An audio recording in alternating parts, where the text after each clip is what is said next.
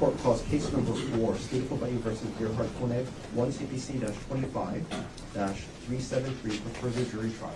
Counsel, can I have your appearance, please?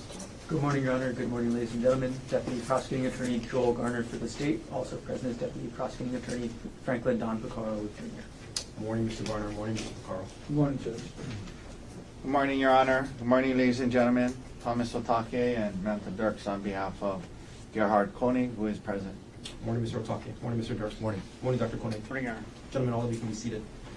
Ladies and gentlemen of the jury, good morning to all of you. Welcome back to courtroom 15. Happy Tuesday. The plan or the schedule is unchanged since we last left. So we're going to plan on being here for the better part of the day, as well as tomorrow. When I get a better idea, perhaps probably middle of tomorrow, I can give you an idea of perhaps how the rest of the trial is going to unfold. But at least for today, tomorrow, full days.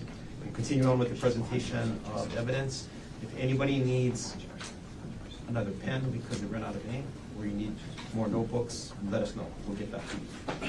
Mr. Garner, are you ready to continue the presentation of the state's case in chief? Yes, Your Honor. The state's next witness. The state calls Thomas Inuma. Can you please stand? Raise your right hand.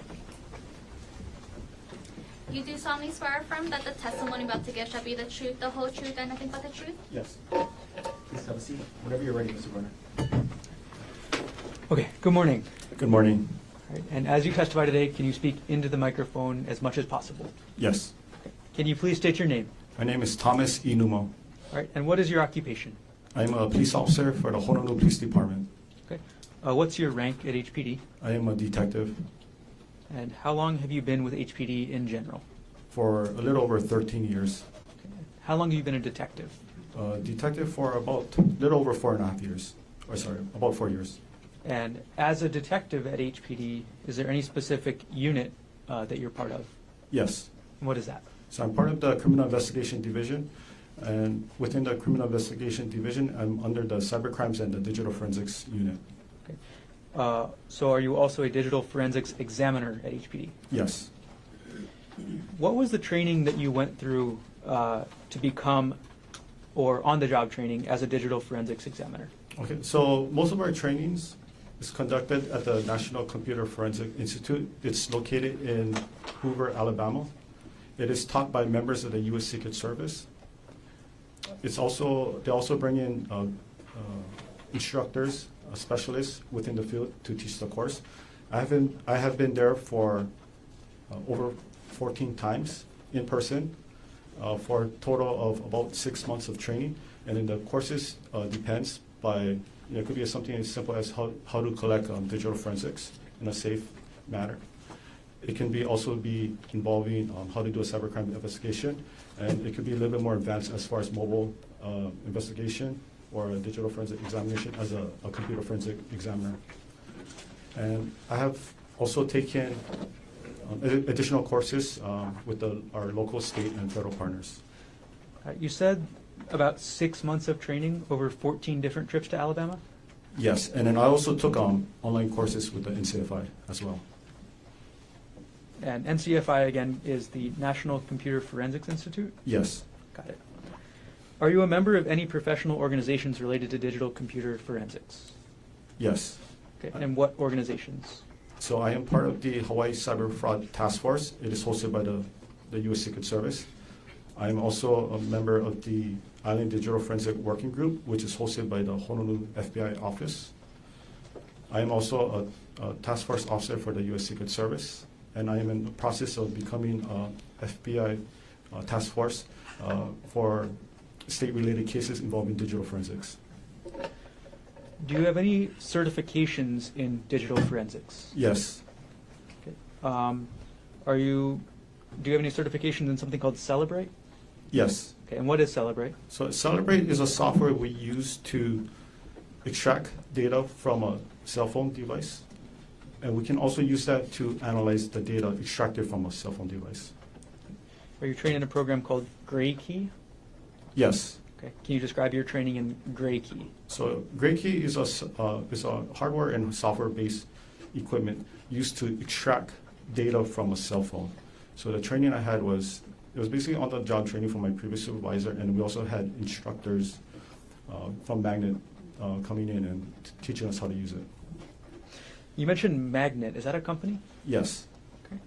And do you have any certifications from Magnet? Yes. It's a Magnet certified digital forensic examiner. Okay. What is a Magnet certified digital forensic examiner? So it's basically the software. So Magnet is the parent company. So the software, one of the software they have is called Axiom software, and that's a certification that I took and I completed and I passed the test. So you're certified in Magnet Axiom software? Yes. Was that certification at the NCFI or was that local? So that was the certification I took in NCFI. It was a 5-week course. It was taught. It was a 1-week period where it was taught by a Magnet certified instructor, and I completed the examination at NCFI. So to be a Magnet certified forensic examiner, you were also trained by a representative from Magnet Software? Yes. Have you attended any... Right. Have you ever performed on the job any cell phone extractions? Yes. Approximately how many cell phone examinations have you performed? Over 600 cell phones. Have you ever provided, or have you ever done any computer extractions or examinations? Yes. Okay. Approximately how many? For computers, I would say about 40 to 50, somewhere between. Have you ever been qualified to provide opinion testimony in a court in Hawaii? Yes. Approximately how many times? 5 times. At this point, the state requests that pursuant to HR Rule 702, Detective Inuma be qualified to provide opinion testimony in the field of digital forensics. Can we approach, Your Honor? Sure.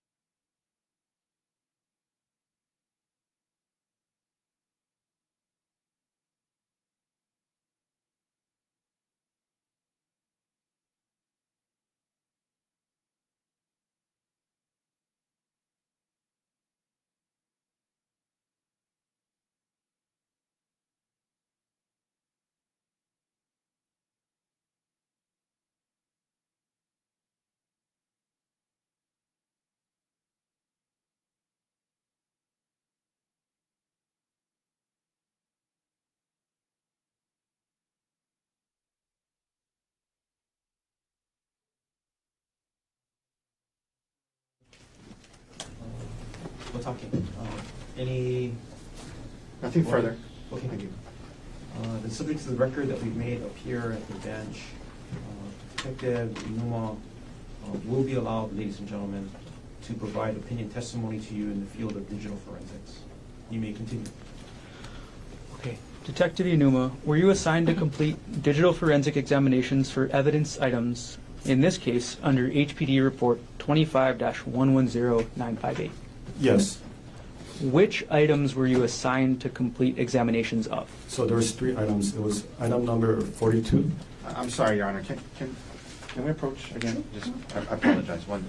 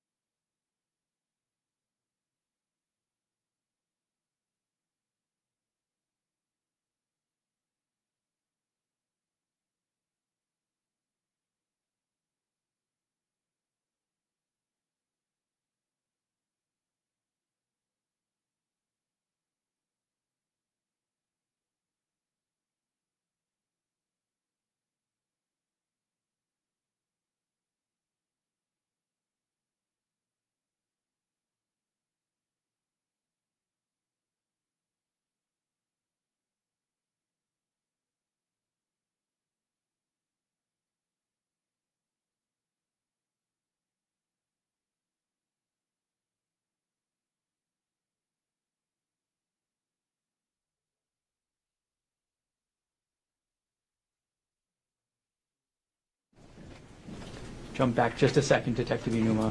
Okay. What items were you assigned to complete examinations of in this case? What item? What evidence items? What evidence item? So it was evidence item number 42, which was an iPhone. Okay. Evidence item number 43, which was a SIM card. And evidence item number 48, which was a laptop. Okay. Detective Inuma, we're going to start and go through those 3 items in order. So let's start with the cell phone, item number 42. What kind of cell phone was it? It was an Apple iPhone. And, okay. Did you use a program to try and examine item number 42, the Apple iPhone? Yes. What program did you use? It was one called Gray. When you received it, I'm sorry, and then did you receive the iPhone from the evidence room or from the detective? For this one, the item number 42 and 43, I received it from Detective Tracy Spacek. Spacek? Sorry. Okay. When you received it, was the iPhone turned on or turned off? It was turned off. And I'm sorry, you said the program used was Gray Key, is that correct? Yes, Gray Key. Were you able to access all of the data on the iPhone using Gray Key? No, Why not? because the phone was off, and when the phone is off, we call it that the phone is in a state of BFU, which is before first unlock. When the phone is in a BFU state, that means that the data within the phone is all encrypted, so we can't pull all the data out. When the person enters, Sorry, I'm going to stop you there. So were you able to access any data from the iPhone? yes, Okay. What kind of data were you able to access? I was able to get the make, the model, the name, the Apple or the email address that is associated to the phone. I also got the telephone number and then the software. And then the IMEI, the serial number. With that limited information that you had, were you able to determine who the owner of the iPhone was? Yes, Who was that? it was Gerhardt Konig. Were you able to find any associated email accounts with that iPhone, which was item number 42? Yes. Okay. Which email accounts? So there were 6 email address that was associated with that phone. There was 2 particular that I know offhand. The first one is Konig, so it's spelled GKONIG @gmx.com. And then the second one that was associated with that phone was G Konig, same spelling, @proinbox.com. Okay. Were you able to access things like call history, message history, photos, internet searches? No, And once you got to that point where you couldn't access anything else, did you continue examining the iPhone? not the iPhone itself. All right, Detective Inuma, let's move on to item number 43. And that was a SIM card you mentioned, right? Yes. Okay, first off, what is a SIM card? So a SIM card is basically stands for subscriber identity module. So it's the chip that's inserted inside the cell phone, which will allow you to connect to the mobile network, such as T-Mobile, AT&T, Verizon. And how does the SIM card work in an iPhone like the one that you examined? So this one was an iPhone 13 Pro. So iPhone 13 Pro is the last model from Apple that has a physical SIM card slot. Anything newer from iPhone 14 and newer doesn't have a SIM card slot. It's all electronic SIM card. So for this one in particular, it was an iPhone 13 Pro. So there's a SIM card slot, and there's an ejection port within the phone. Okay. I'm going to put on the screen next to you, Detective Inuma, State's Exhibit number 85, which is already into evidence. Okay. Could you take that wooden pointer that's against the back wall behind you, and could you point out to us what the 2 items in this photograph are? Yes. So this item over here on the left, this is the SIM card slot.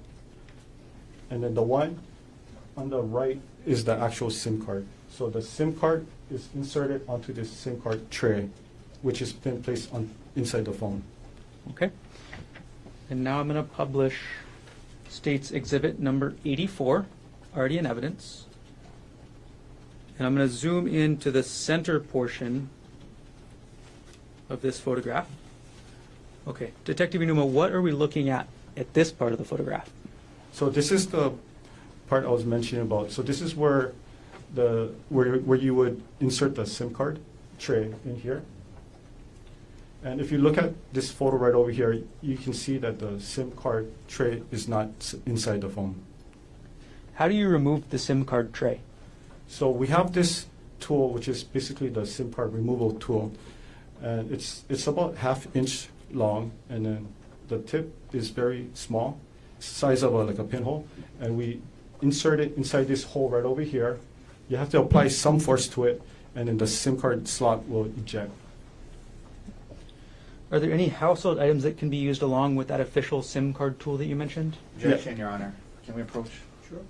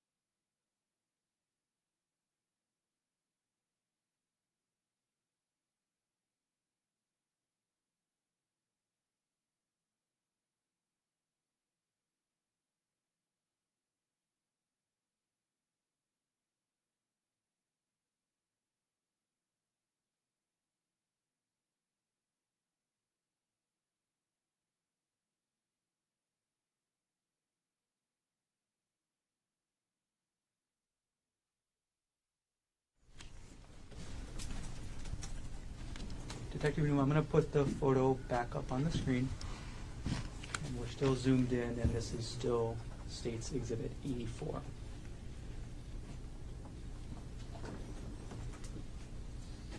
right, Detective Newman, are there any household items that can be used along with the official SIM card removal tool to open that SIM card slot?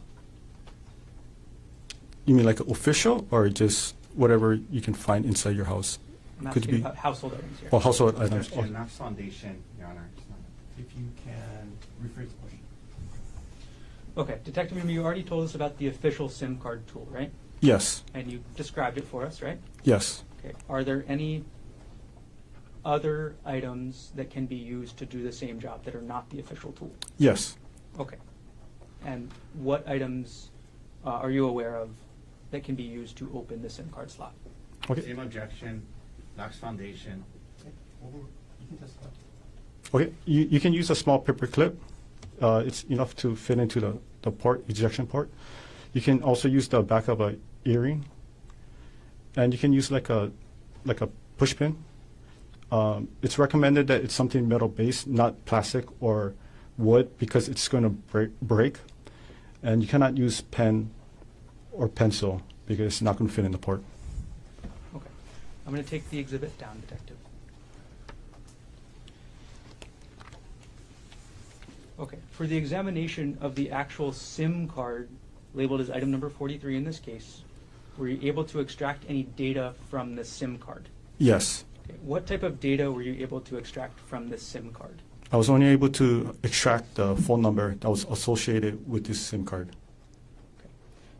So were you able to extract call logs, contact lists, any other type of data from the SIM card other than the phone number that was on the SIM card? No, just the phone number. Okay, Detective, we're going to go to the third item that you examined. The laptop. When did you begin your forensic examination of the laptop? For Item the- number 48. For the laptop, it was on May 29, 2025. That's when you began? Yes, that's when I checked it out of the evidence room. And was that laptop examined pursuant to a search warrant? Yes, And you mentioned this already, but I'll ask you to clarify. Where did you retrieve the laptop from?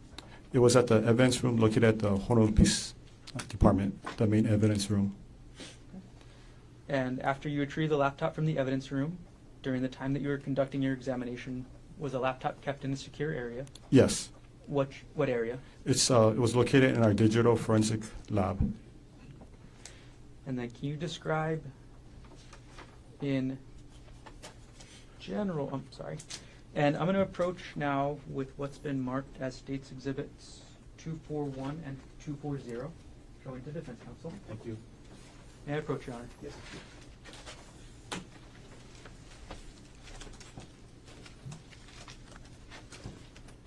Okay, Detective Inuma, I've handed you what's been marked as States Exhibit 240 and 241. Could you take a look at those, and when you're done, look up? Okay, Do you recognize what I've just handed you? yes. Okay, what are these? So these are photos that I took of the laptop during my my processing. Okay, and this is the laptop, item number 48 under this case? Yes, Do these photos fairly and accurately depict the laptop as you observed it during your examination in this case? yes. At this point, the state moves 240 and 241 into evidence. Mr. Otake, No objection, Your Honor. was your mark for identification as States Exhibits 240 and 241 is received into evidence? Okay. I'm going to put each one up on the screen, Detective. I'm putting up 240 onto the screen. Okay. And very briefly, could you just tell us what we're looking at? So this is the a photo that I took of the computer, evidence item number 48.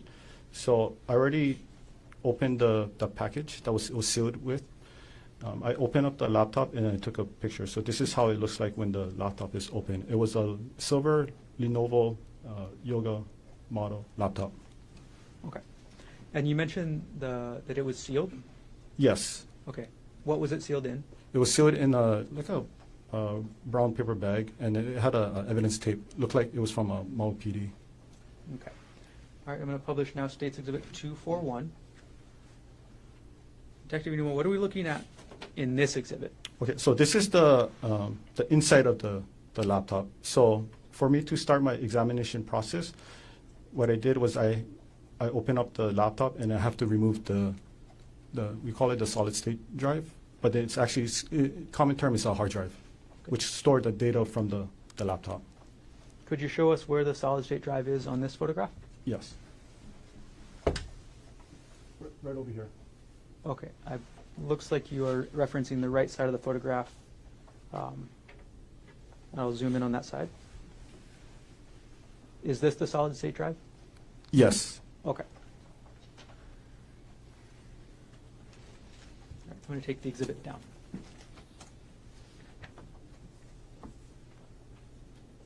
All right, can you describe for us how you conducted the examination of the laptop? How I conducted. Okay, so once I removed the solid state drive from the laptop, I used a equipment called the Tabloid TX1. That is basically an imager that was issued to us by the U.S. Secret Service.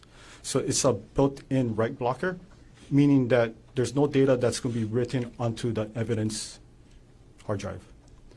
And from there, I would make an image of the hard drive and then place it onto a working copy. For images, image means in the terms of digital forensic, image means making an exact copy. So it's a bit by bit. So for example, if you have a piece of paper with writing on it, you go to a Xerox machine, you make a copy, you get the same copy. So that's basically what the process I did to extract the data from the laptop. And you mentioned the TX1 program to do the imaging? Yes. Okay. Were you trained in the TX1 program? Yes. Were you acting in accordance with your training on the TX1 program when you imaged item number 48, the laptop in this case? Yes. And once you image or make a copy of the contents of the hard drive, Sorry, scratch that. I'm going to start the question again. Did you make an image of the entire contents of the hard drive? Yes.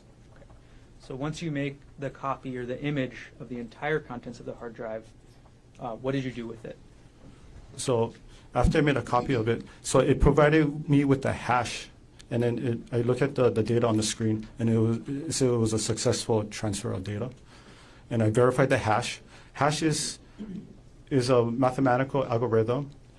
It's made up of both numbers and characters to show that the data wasn't changed. So if it was changed, it was tampered with, then I will know that something is wrong with this extraction. And did the hash value of the image match what you were looking to compare it with? Yes. Okay, and once you saw that the hash values matched, what did that tell you? That it was a true copy. Okay, so now you have the hashed copy of the image from the hard drive. What's the next step in your examination? So the next step is I put it into my forensic computer, and that's where I use a software called Axiom. And Axiom is a software used to analyze data such as computer, hard drive, SD card. You can also do it for cell phones too. This is the Axiom. Is this from the magnet company you mentioned earlier? Yes. And are you certified in the Axiom software? Yes. Were there any limitations to the data that you were accessing? Yes. Okay. Were there any time limitations? Yes. What were the time limitations that you were using? So based on the search warrant, the time limitation was from December 1st, 2024 to March 24, 2025. Were there any content limitations to what you were accessing? Yes. And do you recall all of those content limitations? How does the content limitations work?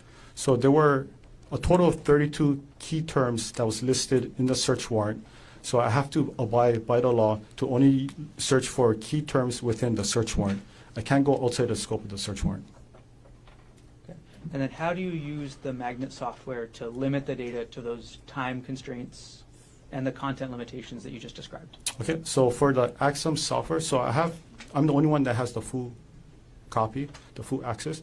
So as soon as the Axiom software is loaded onto my computer, first thing I did was I filtered it through the date range. So on one of the toolbars, you can actually input the date. So I inputted December 1st, 2024 to March 24, 2025. And I pressed OK, and it basically filtered only to those dates. And I can't see anything outside of those dates. And then how do you filter through the content limitations? Okay, so as far as the content, so I had the search warrant next to me. So I would type in, I'll use the filter feature as well. I would type in each of the keywords that was listed on the search warrant. So those 32 keywords that was listed.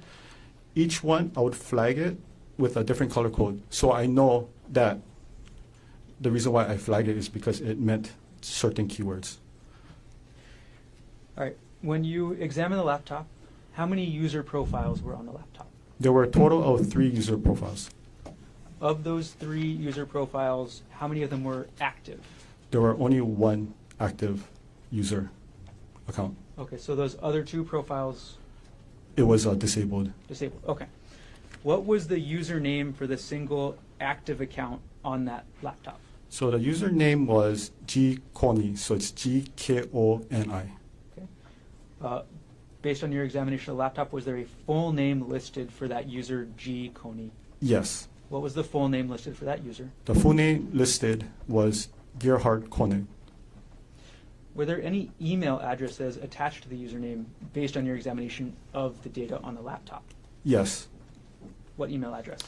It was Konig, so Gkonig @gmx.com. Was that email, gkonig@gmx.com, connected to any other device you examined in this case? Yes. What other device was that email connected to? It was connected to evidence item number 42, which was the iPhone 13 Pro. Were you able to determine what time zone the laptop was set to run on? Yes. And what time zone was that? It was a Hawaii Standard Time. Okay. overall, did you find data relevant to this case on the laptop? Yes. Before we get to that, I'm going to ask you for a couple definitions. In digital forensics, do you use the term artifact? Yes. What does the term artifact mean in digital forensics? Okay. So artifact means it's data that is stored on a digital device that is created by the user or the system itself. So for example, if you type something on the internet, for example, like Google on the search bar, if you put in a search term, without your knowledge, it's going to be recorded on the hard drive of the system. And it's going to be in the database where afterwards, using the forensic software, we can see what was entered. And okay. Which operating system was the laptop using? It was using Windows 10 Home. Are you familiar with the Windows 10 Home operating system? Yes. Does the Windows 10 Home operating system retain records of user computer activity? Yes. And are those records, is each record an individual artifact? Yes. And how does the Axiom magnet software display artifacts? Okay, so from the software, so it's an interface where you can see it's user-friendly. So it basically translates, the computer data. Computer data is presented by, we call it binary, right, 0 and 1. But it makes it, it translates all those coding into user-friendly so we can read it. Any investigators can read it. Does the Axiom magnet software add any data? No. So it's just visualizing the data that's already contained on that image of the hard drive. Yes. For each artifact that you find on the hard drive, is it possible to go back to the original drive and verify that information? Yes. And could you tell us how somebody would do that? So in this case, if I have the password for the computer. Sorry, scratch that and I'll actually strike that answer. Yes. Okay, sorry about that, Detective. Bad question. Okay.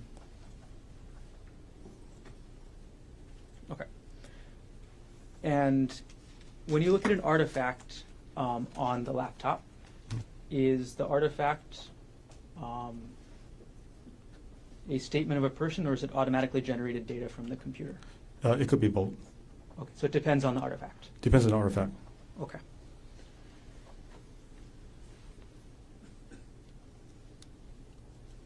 Okay, we're going to start going through the artifacts now, Detective.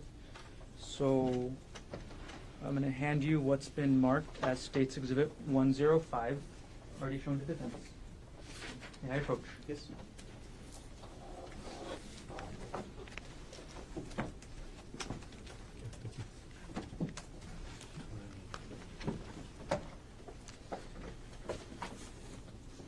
Okay, Detective Newman, could you take a look through the exhibit that I've just handed you, which is again States Exhibit 105?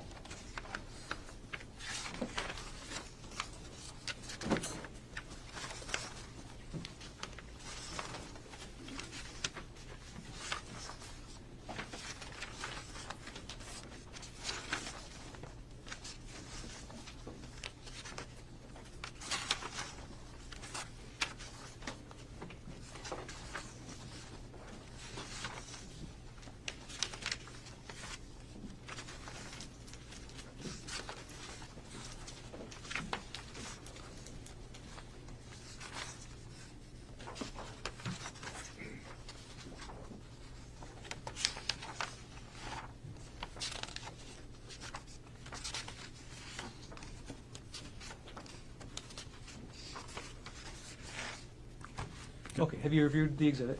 Yes. Okay, do you recognize what this is? Yes. Okay, what is this exhibit? So this exhibits contain artifacts of searches on Reddit. Okay. Can I explain what Reddit is? Could you explain what Reddit is? Okay. Yes. So Reddit is an online social media platform that allows people to share content. You can ask advice, you can give advice, and you can pretty much have any kind of discussion on any topics you want. To view Reddit, you don't need an active account. However, if you want to post comment or respond back, then you're going to have an active account, which is free. And within the Reddit ecosystem, they call it the subreddit. So subreddit is, in simple terms, like a community who are, passionate about certain items. So I'll give you an example. One could be like, if you like Hawaiian foods, right? So it's going to be displayed as lowercase r with the backslash. You might have like Hawaiian food, right? So people in the community who loves Hawaiian food will talk about, Hawaiian food, lau lau, lomi salmon, all that good stuff. You're not going to have people commenting about where can I buy a new car, or they're going to have another subreddit for new cars or used cars purchases. Okay. Have you reviewed the artifacts contained in this exhibit on the Axiom software yourself? Yes. Are these artifacts that you viewed in Exhibit 105, are the artifacts in this exhibit computer generated or person generated? These were computer generated. And Well, objection, that's foundation. Overruled. okay. And how were these artifacts computer generated? So these were searches. Same objection, just do it Reddit. He's not an expert in Reddit. Overruled. You can answer. Okay, so these were searches made from Google, on Reddit, but the artifacts was from Google Chrome web history. Okay. And are the papers that you viewed in States Exhibit 105 true and accurate copies? I'm sorry, back up just a little bit. Which was the user on the laptop that these artifacts came from? So for all of these artifacts, right, it all came from the user's name, G. Konig. And what was the full name for user G. Konig again? It was Gerhardt Konig. And you mentioned that this was Google Chrome. Can you explain how these artifacts ended up with Google Chrome? Yes, so Google Chrome is a internet service provider. So it's very similar to Microsoft Edge or Apple Safari. So when you type in, if you're using online activity on Google Chrome, right, all those data will be stored onto the computer. Okay. And are these printouts that you've reviewed for Exhibit 105 true and accurate copies of the data from the user G. Konig's internet history as related to Reddit.com? Except for the highlighted portion, Okay. but the highlighted is the search term used within the Axiom software. It helps us investigator to locate key terms quickly. But other than that, it's a true and accurate copy. Okay, so does the highlight mean, and what is the word highlighted in this exhibit? So highlight means in the Axiom software in the top right corner, it's like a global search, right? So if you're looking for any keywords or just any words in general, you just type it on there and it's going to find the word that you actually inputted onto the software, and it's going to look for any key hits. Okay. It doesn't have to include only search warrant items that was listed in the 32 items. It can be any items because I already filtered the search warrant, we call it the image. So everything within the program is, we call a lawful search. Okay. What word is highlighted in this exhibit? The highlighted word is Reddit. Okay. And does the highlight mean that word is any more or less important than any other word? No. Okay. It just means it's highlighted? Yes. And you said that other than the highlight, this is true and accurate copies of the data that you pulled from this laptop. Is that true? Yes. At this point, the state moves Exhibit 105 into evidence. Can I just approach briefly, Your Honor? Sure.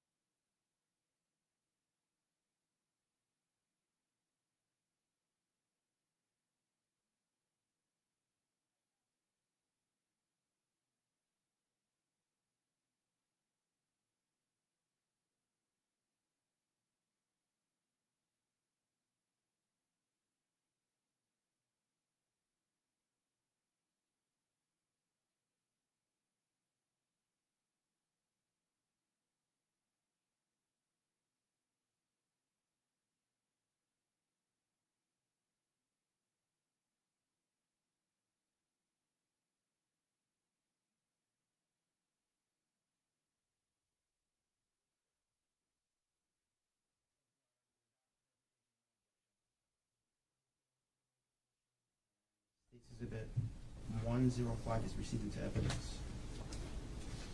Okay. And permission to publish. Yes. Okay. I'm going to publish State's Exhibit 105, Detective. And it's on the screen now. As we start through your testimony today, I'm going to ask you to explain a lot of the information on this screen. So, first of all, in that very top line that says URL, can you explain first what a URL is? Yes, URL stands for Uniform Resource Locator. So that is like the address book for the internet. So, if you use an internet service provider such as Google Chrome, right, in the top portion of the search box, right, the URL box, you can either type in what you're looking for, or you can put the exact address for a website, and it's going to take you to the direct website. Okay, so what is the URL that is related to this artifact? So this one, the URL was sent to the page of Reddit. Okay. And can you explain the second line that says last visited date and time? So the last visited date and time is basically when the user of this device visited this Reddit page. Okay. And what was the time that the user G. Konig visited this Reddit page? It was on December 24, 2024 at 4:34 a.m. And going to the next line, what was the title of that Reddit page? So the title was Lying Again, under the subreddit, so the community of As One After Infidelity. Okay. Scrolling down a couple lines, when it says artifact type, can you explain what that means? This basically means where the data was recovered. So in this case, it was recovered under the Google Chrome web history. Okay. And last thing I'm going to ask for this page one is under the evidence information section, there's a long string that says source. Can you explain what that long string of words with backslashes means? Forward slashes? Yes, so that's basically the file path to locate that file or that data. So I like to put it this way. So it's like a street address for a file. So if I'm trying to explain, I'll give an example, where I work, I'll be the main, the folder, right? It'll be Detective Inuma, and then my workplace is going to be 801 South Baratena Street. So when I give somebody the instruction, each instruction that I provide will be like a subfolder.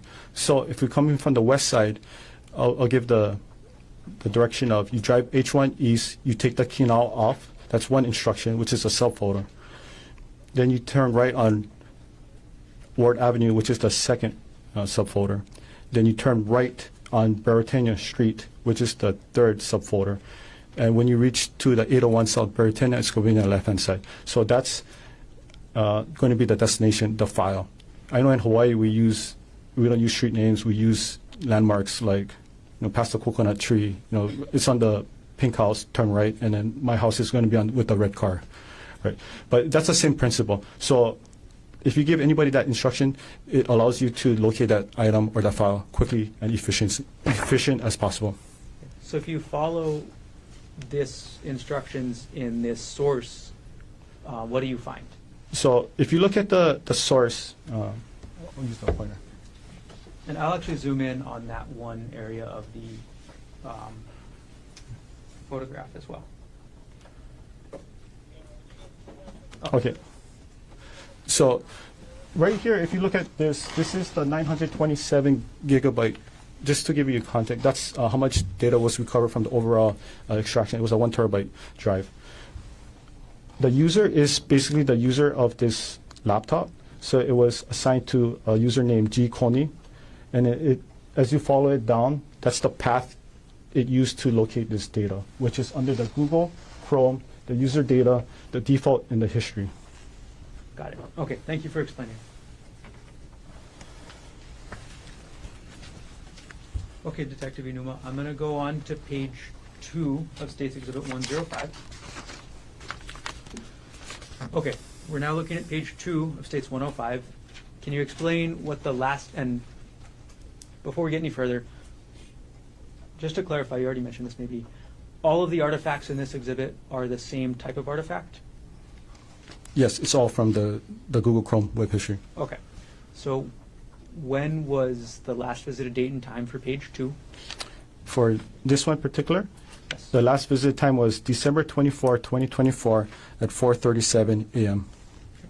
And what was the title of the page that was visited at that time? So the title is called It's Over under the subreddit as one after infidelity. And which was the user accessing this, which user on the laptop was accessing this? So if you look on the source, it tells you the user name was Konig. Right, we're going to go to page 3 and we'll publish. Again, what time was the last visited date and time? The last visit date and time was December 24, 2024 at 4:55 a.m. Okay. Right. Publishing page 4. Could you tell us the last visited date and time of this artifact? Yes. So the last visit date and time is December 24, 2024 at 4:57 a.m. Okay. And could you tell us, if you know, there's no title on this artifact, is there? There's no title that is actually written on this side of the column, but if you just look at the URL and you follow the path, you can easily identify the title of this post. Okay. How do you identify the title of the post from the URL? So as I was mentioning earlier, so the title, it's under the subreddit as one after infidelity. So the title is after on this one, it's going to be the second page, right? After the comment box. So this is where people post their own self-posts within the as one after infidelity, ecosystem. Okay. All right. I want to move to the next page, which is page 5. And for each of these now, Detective, now that you've gone through a couple of how these artifacts look, I'm just going to ask you the same thing. Could you explain to us the last visit date and time as well as the title, okay? Yes. So for page 5, what was the last visit date and time? So the last visit date and time is December 24, 2024 at 4:49 a.m. And what was the title of this page? The title was called I Did a Horrible Thing under the subreddit as one after infidelity. We're going to go to page 6 now, Detective. What was the last visited date and time of this artifact? So the last visit date and time was December 25th, 2024 at 3:23 a.m. Okay. And what was the page visited in this? So in this one, it was the homepage of the as one after infidelity under the Reddit website. That was the home page of this specific subreddit? Yes, this is the homepage, correct. We're going to publish now page 7 of the exhibit. Okay. Could you tell us the last visit date and time as well as the title? Last visit date and time was December 25th, 2024 at 3:25 a.m. The title for this visit was called Wives, Why Did You Do It? Under the subreddit of As One After Infidelity. Next page, page 8. Can you tell us what the last visit date and time and the page visited? Yeah, so the last visit date time is December 25th, 2024 at 3:37 a.m. And then the homepage was the As One After Infidelity. Page number 9 of the exhibit. Could you tell us what the last visited date and time is, as well as the title of this page? Yes, it was December 25th, 2024 at 3:38 a.m. The title of the page is Peer Support, Advice, and Removals under the subreddit of As One After Infidelity. We'll now publish page 10 of the exhibit. Could you tell us again last date and time as well as title? Yes. So it was visited on December 25th, 2024 at 3:38 a.m. The title of this is I Understand, But I Don't Understand under the subreddit As One After Infidelity. We're going to go to page 11, Detective. Could you tell us again the same thing? Yes. The last visited was on December 25th, 2024 at 3:40 a.m. The title is called Those Who Have Been Betrayed, Did You Fall Out of Love with Your WP While Trying to Reconcile under the subreddit as one after infidelity. Do you want me to explain what WP? No, thank you. Okay. All right. Sorry, we are now on page number 12. Could you explain the last visit date and time as well as what page was visited? Okay. The last visit date time was December 25th, 2024 at 3:44 a.m. And this was the homepage of the subreddit as one after infidelity. Publishing now page 13 of the exhibit. Could you tell us the last visited date and time as well as the page that was visited here? Yes, it was December 25th, 2024 at 3:44 a.m. The title is called Surviving Infidelity. Is this the same subreddit we mentioned, or is this a different one? This is a different one. So the subreddit for the community is called Surviving Infidelity. Okay. Moving on to the next page, page 14 of this Exhibit 105. Could you tell us the last date and time as well as the title? Yes. Okay. So it's December 25th, 2024 at 3:45 a.m. The title is called Just Found Out She Cheated under the Reddit search. Okay. Now you say Reddit search. Is this a specific subreddit? Just by looking at the file path, it appears that it was it's one of those, probably the search box within the Reddit page. Okay. So And the then- search. Okay, so if you look at the URL, I'll show you this Okay, part. I'll zoom into the URL as well.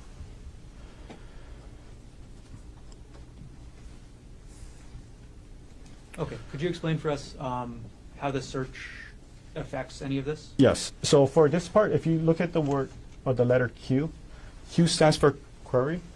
So that's usually what the person put inside a search bar. Doesn't mean that they actually inputted the entire sentence. For in this case, right? It says just found out she cheated. It's like, when you use Google, when you start typing in certain words, you have a drop box that tries to predict what you're trying to type. So that's basically what it is. So I don't know if the user of this device actually wrote the entire sentence or just put just and then you got one of those drop box. Got it. Okay. Thank you for clarifying. I'm going to take the zoom in down and move on to page number 15 of the exhibit. Okay, Detective Inuma, could you tell us the last visited date and time as well as the title of this post? Okay. So it was last visited on December 25th, 2024 at 3:45 a.m. The title is My parenthesis 35M parenthesis wife parenthesis 32F parenthesis cheated on me 2 years ago and I forgave her after she signed a postnum. But now I found out she didn't give me the full story and am strongly considering divorce again with the benefit of the prenup. How can I learn to trust her again? And this is under the subreddit relationship advice. Got it. So this is the same two subreddits we've already mentioned or a different one? So this is a new subreddit, a different community. Okay. And this one again is called Relationship Advice. Correct. We're going to publish page 16 of the exhibit. Okay. Could you tell us the last visited date and time as well as what page was visited? Yes, it was on December 25th, 2024 at 2:15 p.m. and it was visited the homepage of As One After Infidelity.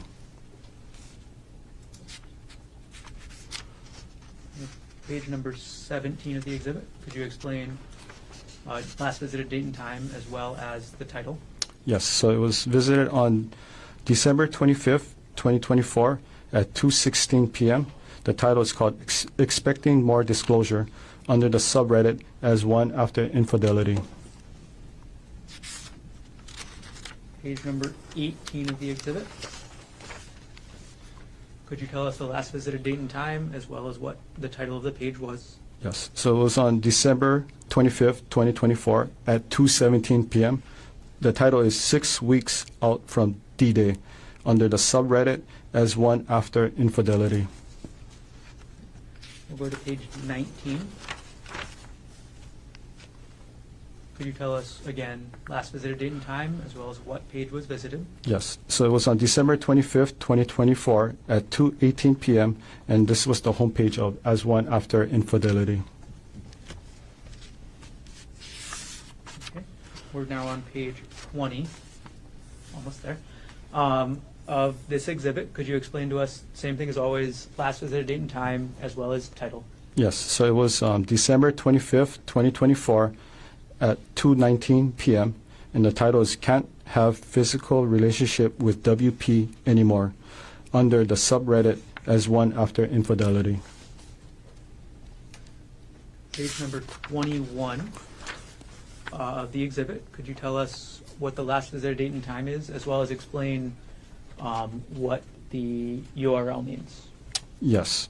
So the last visit date and time was on December 25th, 2024 at 2:22 p.m. And based on the URL, so it was under the subreddit As One After Infidelity, and the user of this device searched for the term DARVO, D-A-R-V-O. Okay. Detective Inuma, do you know yourself, have personal knowledge of what the term DARVO means? Prior to this, Objection, Max Foundation.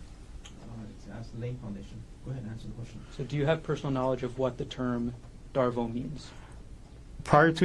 no. Okay. When you say prior to this, do you have personal knowledge today of what that term means? Yes. Okay. Same objection, Your Honor. How did you acquire that knowledge? So I used the Reddit. I visited the Reddit page and I basically type in DARVO. And also use Google search to just cross-reference it to make sure that it's similar Okay. definition. And based on your research, and sorry, was it the same Reddit page as this, As One After Infidelity? Yes. Were you able then to determine what the term DARVO means? Yes. Okay. Detective Inuma, could you explain to us what the term DARVO means? Give it just a moment. Okay. Could you explain to us? Hearsay, but that's fine. Could you explain to us what the term DARVO means? So the DARVO, so it's an acronym. So the D stands for deny, A stands for attack, R stands for reverse, victim, and offender. Thank you for explaining. We're going to move to page number 22. Okay. Now we have page 22 of State's Exhibit 105. Could you explain to us again last visited date and time, as well as the title of the page? Yes. So it was visited on December 25th, 2024 at 2:22 p.m. And the title is Dealing with Intense Limerence / Affair Fog and DARVO from my wife detail under the subreddit As One After Infidelity. Okay, and the visited date was December 25th at 2:22 p.m.? Yes, 2:22 p.m. Correct. Looking now at page 23 of this exhibit. Could you explain to us the last visited date and time, as well as the title? Yes, it was visited on December 25th, 2024 at 2:24 p.m. The title is called I'm Freaking Out a Little. I'd really like some input under the subreddit As One After Infidelity. Page number 24 of the exhibit. Could you explain to us the last visited date and time, as well as what's happening in this exhibit? Yes. Okay, so last visited on December 25th, 2024 at 2:24 p.m. and the title is DARVO. And it was inside, if you just looking at the URL of the query, the queue, so it was inputted DARVO. There's a follow-up question I have, Detective. In the top, under the artifact information, there's a two words that say visit count. Can you explain what that means? Yeah, so each time when you visit, it counts as one. If you visit again, it's going to be 2, 3, 4, and so on. So how many times did the user of this device visit this page, search for DARVO? Based on this data, 3 times.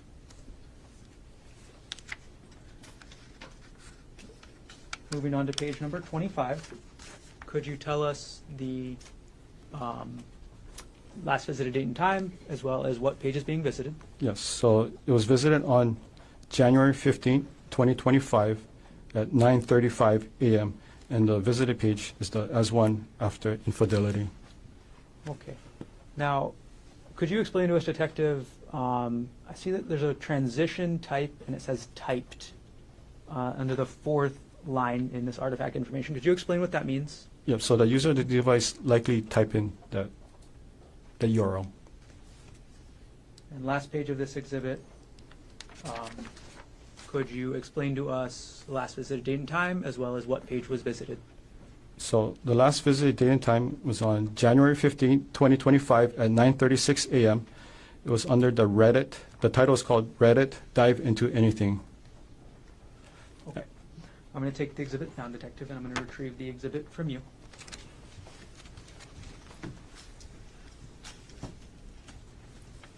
I'll hand the exhibit to the clerk.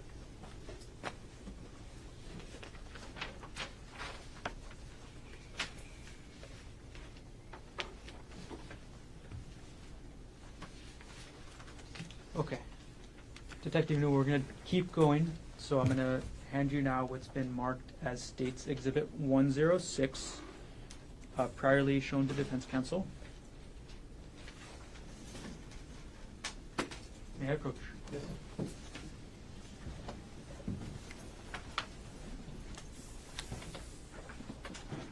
Okay, Detective Unuma, I've handed you what's been marked as State's 106.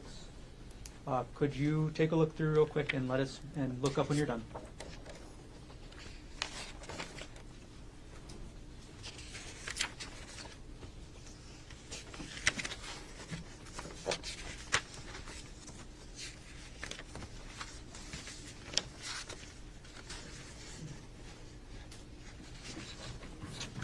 Okay, Detective, do you recognize what I've just handed you? Yes, Okay. Are these artifacts from your search of the laptop? yes, How many artifacts are in this exhibit? 7. And what type of artifacts are these? These were email purchase order that was sent to the computer. Okay. What email address were they sent to? It was sent to gkonig@gmx.com. Okay. And that's the previous email you mentioned as being associated with both the computer and the iPhone, is that correct? Yes, And when you said they are purchase orders, are they receipts? yes, it's a receipt. And are these true and accurate copies of the artifacts you found on item 48, the laptop with the username Konig? Yes, Okay. And again, is there anything highlighted in these artifacts? and this one, no. Okay. At this point, the state would move to admit State's Exhibit 106. Mr. Otake. No objection. It was marked for identification as State's Exhibit 106 is received into evidence. Okay. I'm going to publish up on the screen, Detective. And we'll try and move quicker this time. Who is, and this is page 1, who is the email from, or what email address is the email from? So the email address is from audible.com. So audible.com is an online, like a digital book service where you can purchase pretty much any books, and then they'll send you a way to download the books digitally, and you can actually hear the person reading to you rather than you read it yourself. Okay. And this email came in on what date again? It was on December 12, 2024 at 1:01 p.m. Okay. And could you point us to where the title of the book that was downloaded was on the page? Yeah, so the title of the page is right over here. It's called The State of Affairs. It's by author Esther Perel. All right, Detective, I'm going to go through each of the 7 pages, and I'll ask you the same couple questions each time. Actually, I'll ask you 2 questions. What was the date of the email, and then what was the book, okay? Okay, All right, going to page 2 of the exhibit. What was the date of the email? so it was sent on December 18, 2024 at 9:30 a.m. And the title of the book is After the Affair, 3rd edition by author, was it Janice Spring? Okay. We're going to go to page 3 of the exhibit. What was the date of this email? So the date is December 18, 2024 at 11:48 a.m. The title is called How to Help Your Spouse Heal from Your Affair by author Linda MacDonald. We're going to go to page number 4 of the exhibit, Detective. Could you tell us the date as well as the title? Yes, so it's the date is December 18th, 2024 at 2:04 p.m. The title is called How to Help Your Spouse Heal from Your Affair by author Janet Bloom. Page number 5. Could you tell us the date as well as the title? Yes, the date is December 27, 2024 at 4:01 p.m. The title is called Getting the Love You Want by author Harville Hendricks. Page number 6.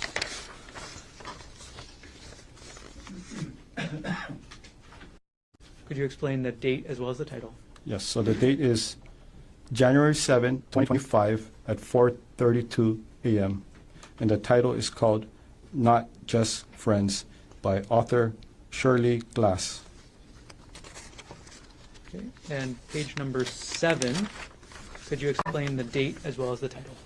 Yes, the date is February 14th, 2025 at 12:22 p.m. The title is called The Let Them Theory by author Mel Robbins. Okay. I'm going to take the exhibit down, and Detective, I'm going to retrieve the exhibit from you.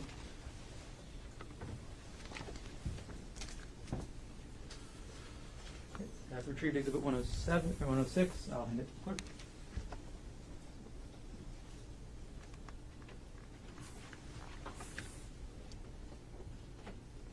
Okay. Detective Numa, I'm going to approach her now with State's Exhibit 107, previously shown to defense counsel.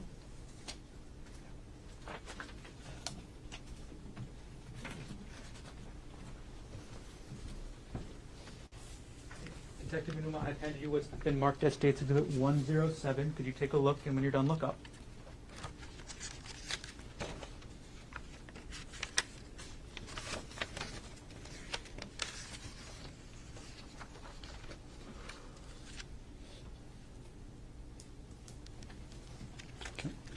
Okay, could you, do you recognize what I just handed you? Yes. Okay, what is this? So this is part of the email file that was sent to the computer.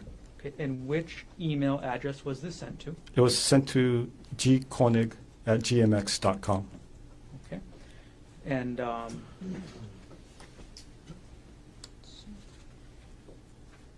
is this artifact a true and accurate copy of the email you found addressed to gkonig@gmx.com from item number 48 in the laptop you examined? Yes, except for the highlighted portion. Got it. So there are highlights to this exhibit? Yes. Okay. And as you explained earlier, do the highlights mean anything? No. Do they mean that the highlighted word is more important or less important? No. Okay. All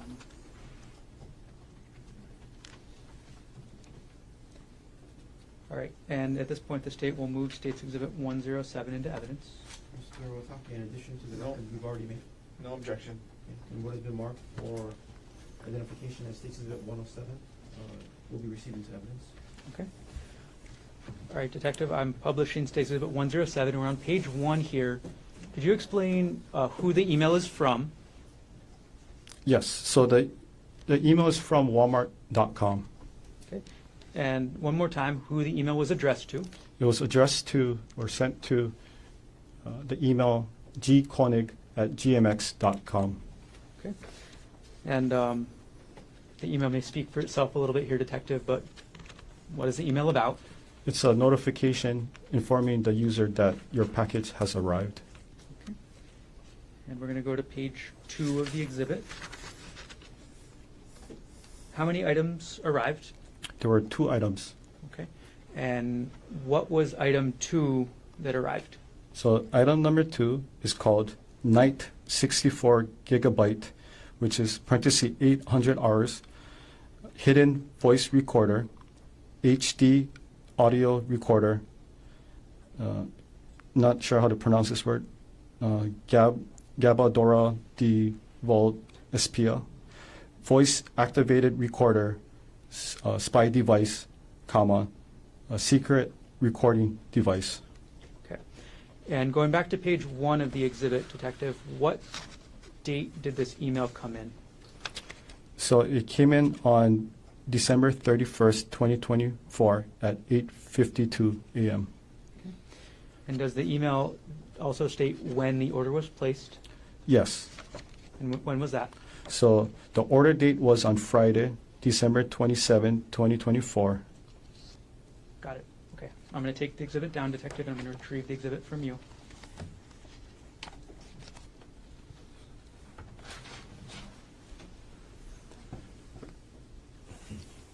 And I'll hand State's Exhibit 107 to the clerk. We've been going long, but I think we'll just continue a little bit. We'll take one recess this morning. No problem. Thanks for checking. Okay. Detective Inuma, I'm going to do 2 for 1 right now. I'm going to approach with what's been marked as State's Exhibit 108 and 109, previously shown to defense counsel.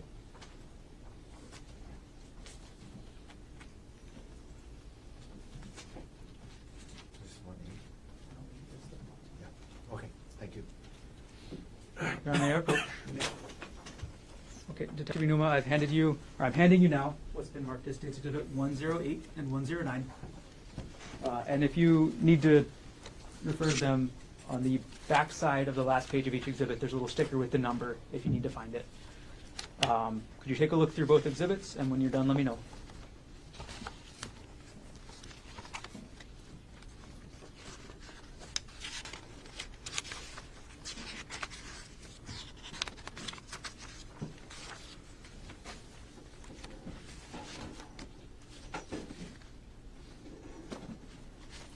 Okay.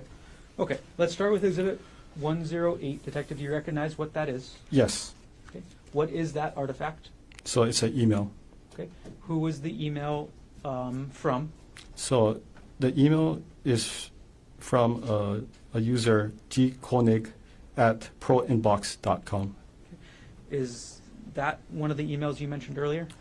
Yes, it was one of the email that was associated with the iPhone 13 Pro, evidence item number 42.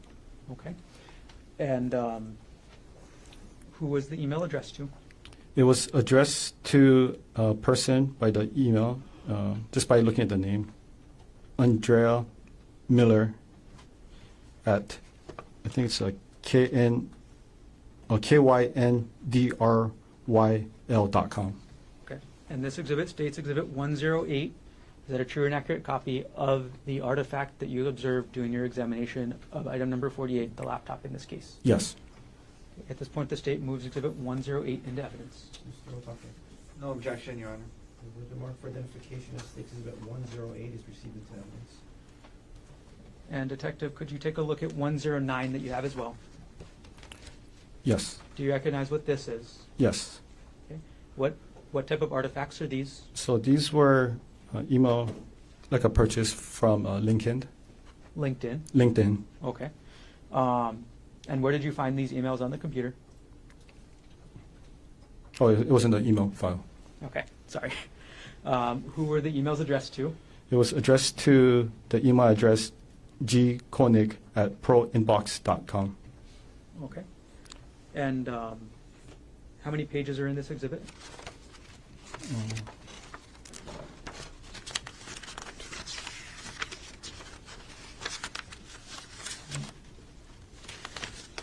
Six. Okay. And does this exhibit or is it a true and accurate copy of the emails addressed to gkonig at proinbox.com regarding LinkedIn? Minus the highlight, yes. Okay. And again, there are portions of Exhibit 109 that have highlights? Yes.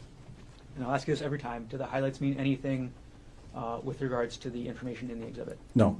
Okay. And they are a true and accurate copy otherwise? Yes. Okay. At this point, the state moves Exhibit 109 into evidence. Mr. Otake. No objection. The word marked for identification as State's Exhibit 109 is received into evidence. Okay. Detective Inuma, we're going to publish 108 on the screen. Okay. And could you tell us who this email, what email address, or could you show us on the screen which email address this came from? Okay. So the email address came from the user, well, under Gerhardt Konig, under the email address gkonig@proinbox.com. And what date and time was the email sent? It was sent on December 6, 2024 at 8:24 a.m. And who was the recipient, or what email address was the recipient of the email? So it's andrea.miller@kyndryl.com. And what was the subject of the email? The subject was titled, "Your Judgment, Jeff." Okay. I'm not going to ask you to read the whole email, Detective, but to publish it, I will leave it up on the screen for a few seconds, if that's okay. Okay.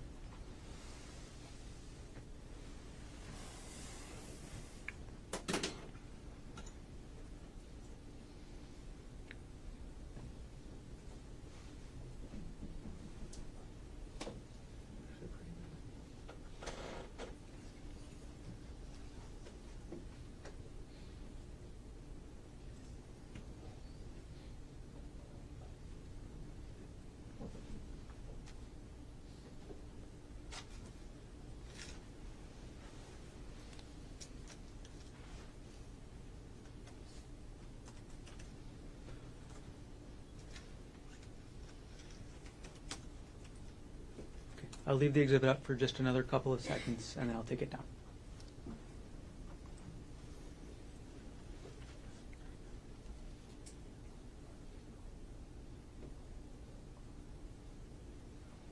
Okay, I'm going to take down States Exhibit 108. Okay, Detective Inuma, I'm going to retrieve the exhibits from you now. Both of them. Okay. They'll hand 108 and 109 to the clerk. So better ask you to go a little bit more. We'll take our break in about 5 minutes. 5 minutes, okay. We can get through at least one more exhibit.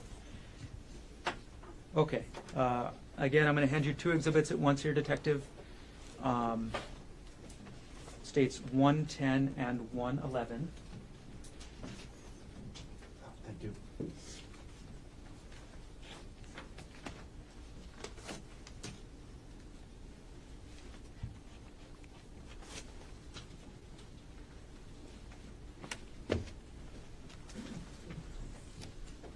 Okay, Detective.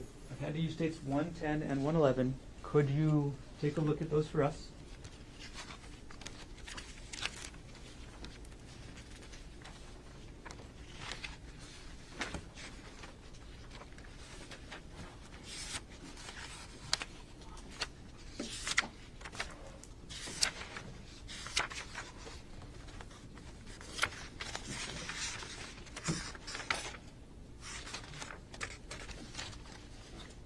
Okay. Okay. Do you recognize what I've just handed you? Yes. Okay. What are these? So these are artifacts of the searches that was made on the computer from Google searches regarding hikes. Okay.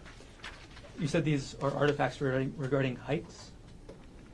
Yeah, regarding hikes. Oh, it has other things too, but regarding hikes. Okay. And are these artifacts, sorry to clarify, are they search history artifacts? Yes. Okay, and what is the date range of these search history artifacts? So so it's from February 28, 2025, and then the last one is March 4th, 2025. Okay. Are these true and accurate copies of the search history artifacts related to hiking that you found on item 48, the laptop with the username G. Konig? Yep, so the first one, that's one I highlighted during my search under my report. The second one, it's highlighted, Okay. and again, it doesn't mean anything. The highlights, again, don't mean anything? Correct. Okay. So other than the highlights, are they true and accurate copies of the artifacts you found on the laptop? Yes. Okay, at this point, the state moves Exhibit 110 and 111 into evidence. Mr. Otake, No objection. please mark for identification as States Exhibit 110 and 111 will be received as evidence. Okay. Detective Inuma, I'm going to publish States 110. Okay, could you explain to us what we're looking at? Okay, so this is what I use for the Axiom software. So I filtered it, and if you look at it, these are all search history relating to hikes. The search term was provided from the search warrant. Okay. And we're going to move on to State's Exhibit 111. And we're going to go through each page here, Detective. So could you explain to us, going from the top, so page 1 of Exhibit 111, what is the search term? The search term for this was Maui secret hikes. Okay. And how does the software pull that search term? So it was, the artifact was from the Google search database. And as far as I was explaining earlier, if the person actually typed it in or if was it one of those Dropbox. So as you can see, is as Q as in query. So the person had to type in Maui first, and then afterwards it's going to have a Dropbox. But in this case particular, it tells you over here, the original search inquiry was Maui secret hikes. Okay. And could you point out to which area it said the original search query was? Yeah, right over here. And again, just to remind us one more time, what user on the laptop is putting this search query in? So it's under the user G20. Okay. And what date and time was this search done? It was done on February 28, 2025 at 2:55 p.m. Okay. Detective Newman, we're going to go to page 2 of the exhibit. Could you tell us the date and time as well as the original search query for this page? Okay. The date and time is February 28, 2025 at 3:13 p.m. The original search query was secret hike Waikamoi Falls. All right. We're going to move on to page 3, Detective. Could you tell us what the date and time of the search was as well as the search query? Okay, so the date and time was February 28, 2025 at 3:17 p.m. The original search word was best hikes on Oahu. We're going to go to page 4. Detective, are we still looking at a Google search for page 4 of this exhibit? Not this one. Okay. Could you tell us then the last visited date and time of this page as well as the title of the page? Yeah, so this is the website called alltrails.com. The last visited daytime was February 28, 2025 at 3:17 p.m. The title of this is called 10 Best Trails and Hikes in Oahu by All Trails. Detective, we're going to go to page 5 of the exhibit. Could you tell us what sort of website we're looking at with this artifact? So this is a YouTube video based on if you look at the URL, it's youtube.com, and it's a video file. Okay, and what date and time was this YouTube video last visited? It was February 28, 2025 at 3:30 p.m. and the title was called Easy Hike on Oahu, Makapu'u Lighthouse Trail, and it's a YouTube. Page 6 of the exhibit, Detective. What are we looking at with this page? So it's another YouTube video. It was visited on February 28, 2025 at 3:30 p.m. The title is called The Top 10 Easy Oahu Hikes for Everyone, Hawaii YouTube. Okay. Move on to page number 7 of the exhibit. What type of web page is this, Detective? So this is a Google search. So the person typed in the word. Okay. And what was the original search query? So the original search query was difficult. Okay. And what was the ultimate search term? So the search term was difficult hikes Oahu.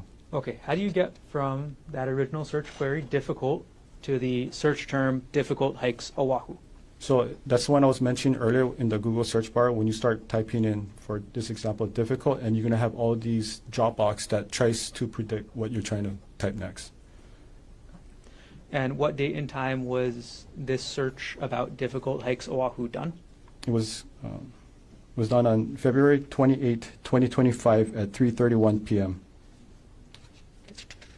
couple more pages, Detective, to page 8 of the exhibit. What kind of website is this? So the website is called journeyarrow.com/Oahu-hikes. And what date and time was this visited? It was visited on February 28, 2025 at 3:36 p.m. And could you explain what the transition type link means? So the user probably clicked on some kind of website that took them to this page. Okay. Page number 9 of the exhibit, Detective. What website are we looking at? What's the last visited date and time? What's the title? So, okay, so the last visited was on February 28, 2025 at 3:36 p.m. The title of this webpage is called The 35 Best Hikes on Oahu, The Ultimate Guide. And what does the URL say? So the URL said that this was under the, the Stairway to Heaven, Oahu, Hawaii webpage. All right, and last page of the exhibit, Detective. What is the website we're looking at? And what is the title and what is the last visited date and time? Okay, so it was last visited on March 3rd, 2025 at 7:19 a.m. The title of this page is called Palipuka Hike on Oahu, Hawaii, The Hiker's Guide. Okay. All right, I'll take the exhibit down, Detective, and I'll retrieve the exhibits. Can we pause here, Mr. Mayor? Yes. Okay. Ladies and gentlemen of the jury, thanks for hanging in there. It's a long morning session. We'll take our morning recess. We'll come back shortly after 11 o'clock. We'll go as far as we can before we take our lunch break. Leave your notebooks on the chair. All rise.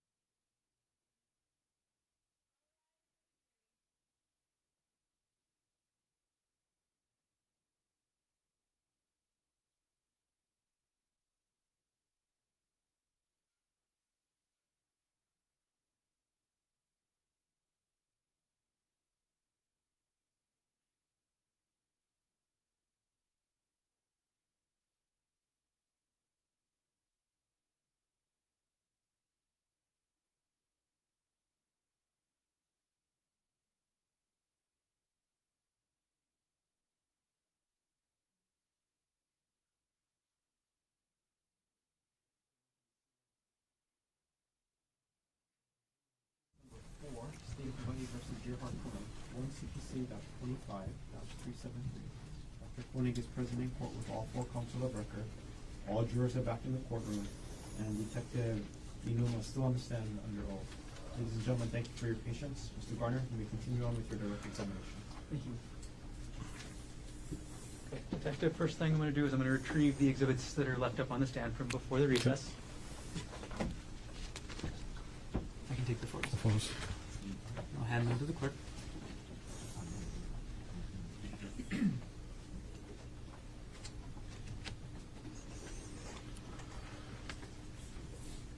All right, Detective. We finished up looking at State's Exhibit 111. And I'll put the last page of that exhibit back up on the screen. So the last website you mentioned was the Polipuka hike at journeyera.com. Is that correct? Yes. Okay. During the course of your investigation, did you ever visit this website? Yes. I'm going to approach with what's been marked as State's Exhibit 112, previously shown to defense.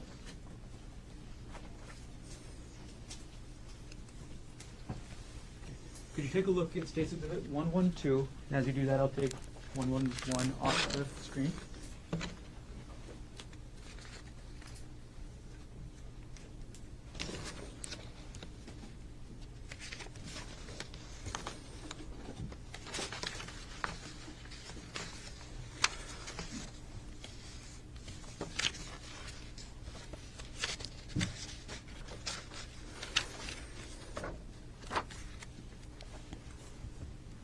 Yes. Detective Newman, do you recognize what I've just handed you? Yes. Okay, what is that? So this is okay. So I use the we call it the Wayback Machine. So Wayback Machine is an online website that allows the user to go back in time to visit a certain, or it can be any website, right?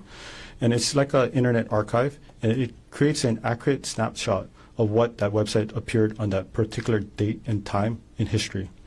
And this is the it's run by a nonprofit organization, and we use it in our industry. This was also brought up to us by the NCFI, the National Computer Forensic Institute, if you want to go back on the website and see what it looked like. Okay. So can you explain why you went back to look at the Wayback Machine, to look at historically what this journeyera.com article about the Polipuka hike looked like? Yeah, so in this case, the user of the computer visited this webpage on March 3rd, 2025. So I wanted to see the content that was posted around that time. Okay. And how did you use the Wayback Machine to view the content as the user would have seen it on March 3rd, 2025? Okay, so I used 2 different dates, right? So one was, occurred prior to the search, which was on January 14th, 2025. And I used another a key point was April 26, 2025, to see if there were any changes on the website. Okay, so you said these 2 different dates. Are those different dates that the Wayback Machine archived that website? Yes. Okay. And did you then compare the content on those 2 different dates? Yes. Okay. Was there any difference between the content between the January 14th, 2025 date and the April 26th, 2025 date that website was archived? No, they're the same. And which date then do you have up there with State's Exhibit 112? So this one, it was from the January 14th, 2025. Okay. So the archived copy of this website about the Polipuka hike you have from the archive date of January 14th, 2025. Yes, correct. Okay. And is this a true and accurate copy of the archived copy of that website on that date? Yes. And you mentioned that you use the Wayback Machine in your work. Can you explain that? So anytime if we have, doing investigation and we just wanted to do further investigation what the person was possibly looking at on a particular website, this is the website we'll use to go back in time and see what the person saw. Is the Wayback Machine commonly used in the field of digital forensics? Yes. Is it known to be accurate in the field of digital forensics? Yes. At this point, the state will move to admit Exhibit 112 into evidence. Mr. Otake. No objection. What has been marked for identification as states exhibit 112 is received. Okay. Detective Numa, I'm going to publish States Exhibit 112 onto the screen.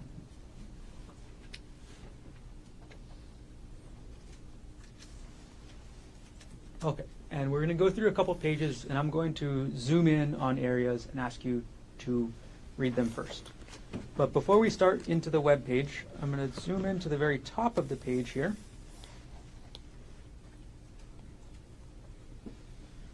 What is that part of the web page? Okay, so this is the URL from the Wayback Machine. So this is basically, it's indicating that this is the website I visited. And in the date, the 2025, it's going to be November, or was it January 14th? So that's the date that it was able to capture for this exhibit So for the website. 2025-01-14. 0114. That's the archive date. Yes, correct. Okay. I'm going to take that down. And we're going to go to page 2.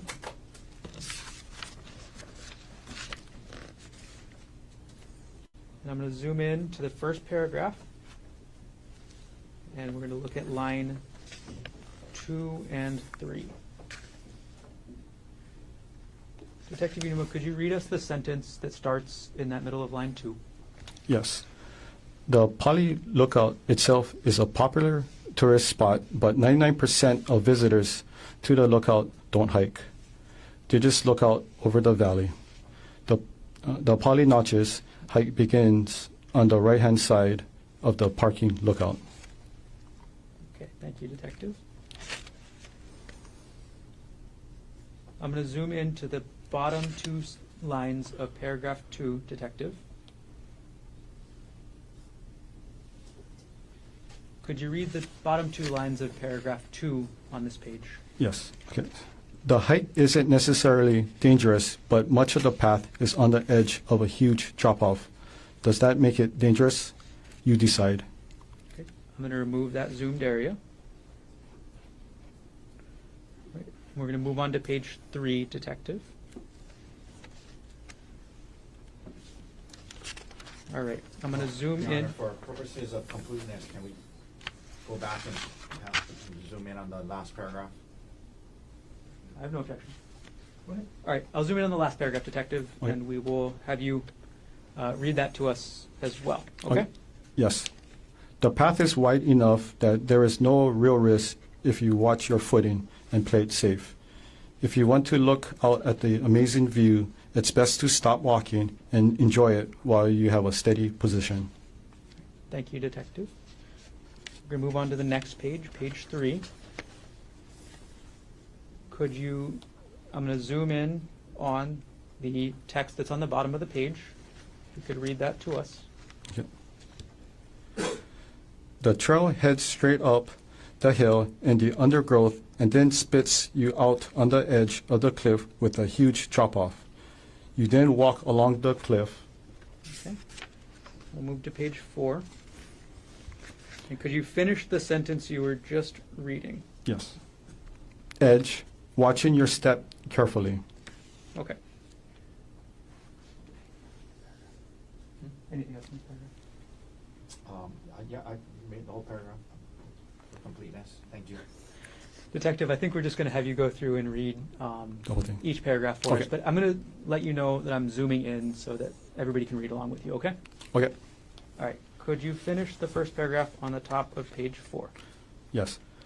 From the first viewpoint, you can see Kaneohe, the Pali tunnels, and even Chinaman's Hat on a clear day. If you are classy as my friends, you might find this a great place to enjoy a drink and relax, and one of my favorite sunset hikes on Oahu. You now continue on in search of the puka.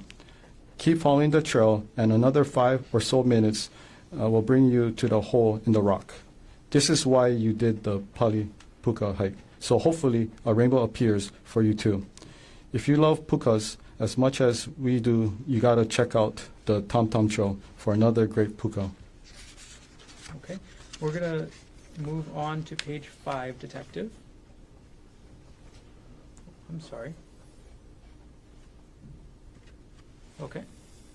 We have page 5 up, Detective, and I'm going to zoom in on the 2 paragraphs. Okay, so it's going to be keep climbing Palipuka for the sunset spot. If you continue on now, the path will lead into the trees. You can keep going, but it gets quite steep and you will need to use the rope already there. It's nothing crazy in my opinion, but some may find it a bit challenging. It is important to note if you do go past the Puka Point for sunset, it will be dark coming down, so bring a light for safety. After 10 to 15 minutes of climbing up the rocks and trees with the ropes, you might be a bit breathless, but the view will make up for it. The mountains look just freaking amazing. Here's the best part. If you are hiking at the right time of the year, the sun will creep through the gap in the mountain range and give you... I'm going to go on to page 6, Detective. Oh, I'm so sorry.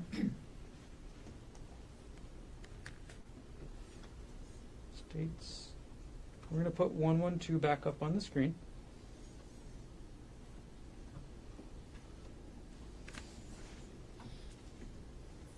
And we've got page 5 up there. So we're going to move to page 6, and we'll zoom in on the top paragraph, Detective. Could you finish up that paragraph? Yes. A great photo. I went in May for this photo. Unfortunately, I was taking a time lapse and only got this photo, but I'm sure you can get some nice sun stars and rays if you have the right settings. We saw it with our own eyes, which was more than enough as a memory of the Palipuka hike. Okay, and could you read for us what I'm zooming in on now, that last paragraph in the middle of this page? Yes. Be safe going down and take it slow as it can be slippery and the drop looks very unforgiving. Stay safe and enjoy the Palipuka hike. Okay. Thank you, Detective.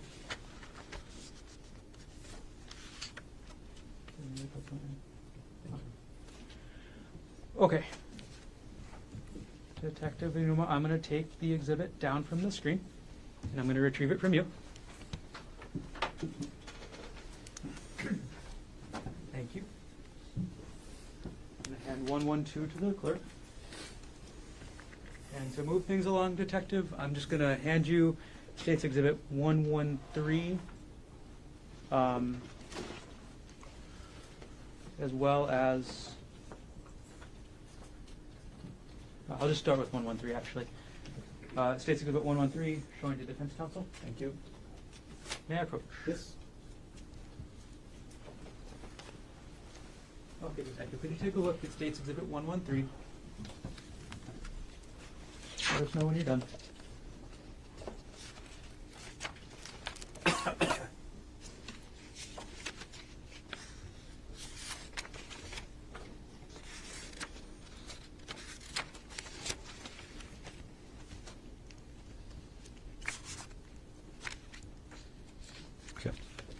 Okay, have you had a Yes. chance to review State's Exhibit 113? Yes. Do you recognize what I've handed you? Yes. What is this? So these are documents, like artifacts, that shows that the user of this device on this computer was accessing a document under the divorce folder. Okay. Is this an artifact or the actual document? This is just artifacts. Okay. And are these artifacts generated by the computer automatically? Yes. And are these true and accurate artifacts that you found on the laptop, item number 48, as you did the examination about access to documents involving divorce? Yes, except for the highlighted portion. Okay, and same thing with the highlights, they are just a search tool?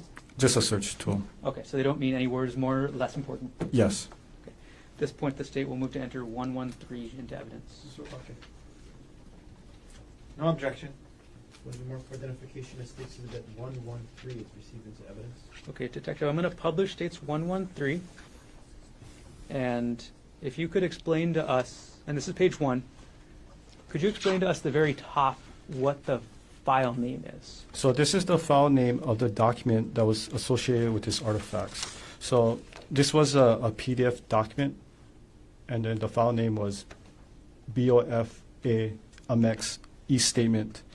It appears it's from December 24, 2015. Got it. And can you still get the data of when the user last accessed the document? The user last access on December 14, 2024 at 10:45 p.m. Okay. And could you explain to us the file path of how to find this document on the laptop? Yes.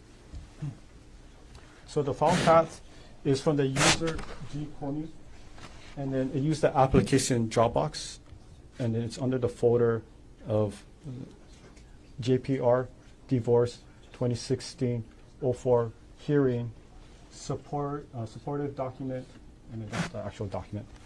Got it. Okay, so that's the direction you would take on the computer to find that file. Yes. Do you want me to explain what a Dropbox is? Could you explain what Dropbox is? Yes.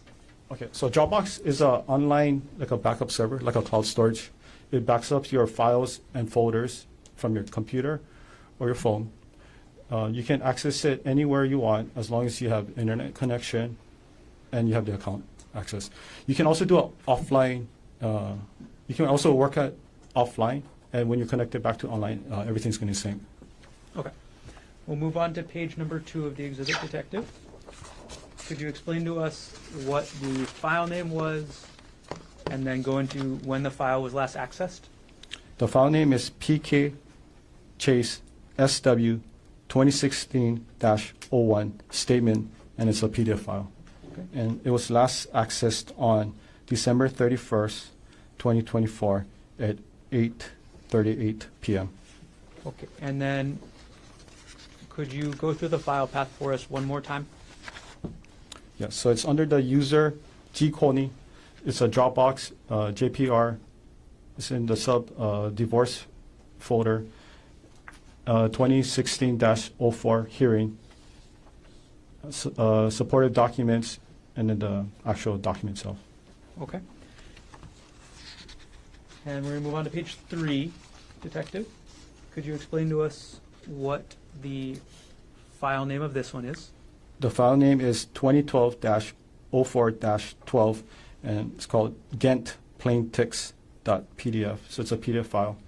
And it was last accessed on this computer on January 7, 2025 at 6:59 a.m. Okay. And could you explain the file path for this document? Yes. So it's the user G Konig. It's in the Dropbox under the JPR folder. Divorce 2016-04 hearing. Jesse lived extravagant life, and that's the document file where it's Okay. located. So which is the last folder that this document is contained in? It's right over here. Jesse lived extravagant life. Okay. And we'll move on to our last piece of this exhibit, Detective. Page number 4. Could you tell us what the file name is? The file name is PK Chase Freedom 2015-12 statement PDF, and it's a PDF file. And when was this last accessed? It was last accessed on February 3rd, 2025 at 8:42 a.m. And without going through the entire file path again, was this in the supporting documents folder of that 2016 hearing in the divorce folder? Supportive documents, correct. Okay. I'm going to take the exhibit down and I'll retrieve it from you, Detective. As I retrieve the exhibit from you, I'm going to approach with states 114, showing the defense. All right, so I'm going to retrieve 113. I'm going to hand you 114.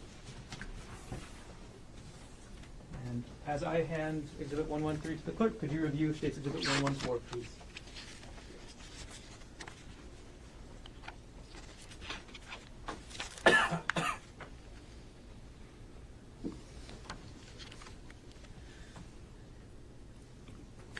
Yes.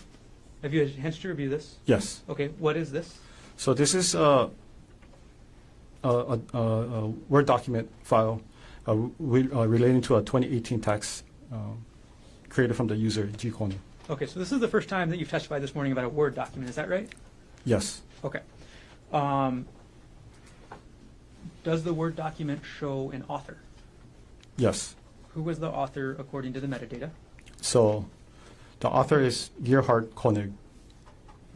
Does the metadata also show you who the last author is? Yes. Who is the last author of this document? The last author is Gerhardt Konig. Can you tell from the metadata when this document was last edited? Or modified, I'm sorry. Okay, so modified on March 12, 2019 at 3:02 p.m. And is this, is there any attachment to the metadata page for this exhibit? Yes. Okay. And is the attachment a portion of the entire Word document? Yes. Is this a true and accurate copy of, again, that portion of the Word document along with the metadata that you found on the laptop, item number 48 So in this case? okay, so for the Word document, it was highlighted and it was redacted. Okay. What kind of information was redacted? It was a Social Security number. Okay. So other than the Social Security numbers being redacted, is the content of the Word document a true and accurate copy? Yes. And again, there's highlights in this part, right? Yes. Same as always, the highlights don't mean anything. It doesn't mean anything. And for page 1 for the metadata, is that a true and accurate copy of the metadata that you found related to this Word document? Yes. Okay. At this point, the state moves Exhibit 114 into evidence. Mr. Otake.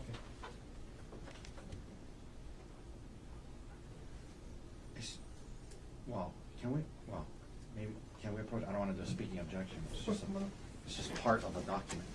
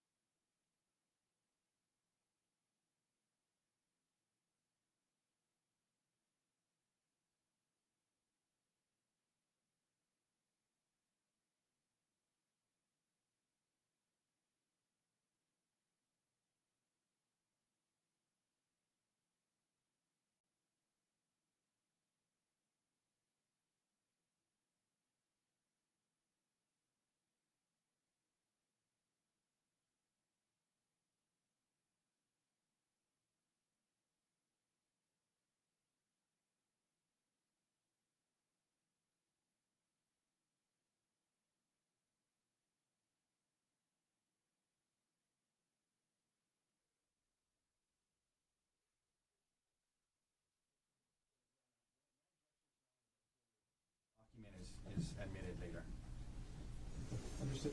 So what is the mark for identification, including the full attachment, as states exhibit 114 will be received into evidence?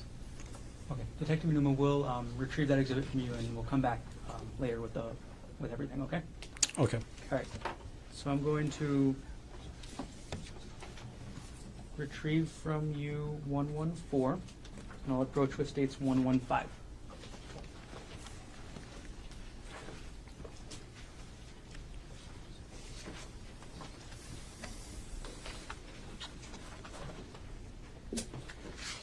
Okay, could you take a look through states 115?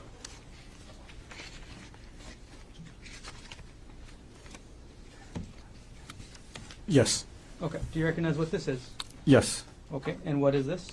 So this is an artifact from the user of this device accessing appears to be a backup server via internet. Okay. And which user are we talking about? It's under user G Konig. Okay. And is this artifacts that are generated automatically by the computer with user activity on the computer? Yes. Okay. When you were looking, or when you were executing your search warrant on this device, did you actually have access to the underlying documents that the user was accessing, as indicated by the metadata in this exhibit?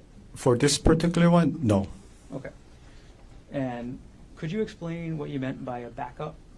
Okay, so backup. So this program is called Mimeo, MEMEO. So it's an online backup server. It backups your files and folders, as I was explained to you earlier. It's like a iCloud or Google Drive, something very similar to that Okay. degree. And is this exhibit a true and accurate copy of the metadata regarding the user G Konig's access to this backup that you found in this case on item 48, the laptop? Excluding the highlight, yes. Okay. At this point, the state moves to enter exhibit 115 into evidence. Mr. Otake, No objection. the mark for identification as states exhibit 115 is received into evidence. Okay, Detective Inuma, we're going to put states 115 on the screen. Could you explain to us what you meant by, or could you show to us in the second line what user is conducting this conducting this activity, Yeah, so the user is G Konig, right over here. and what date and time is the user conducting this activity? It was accessed on January 9, 2025 at 9:10 p.m.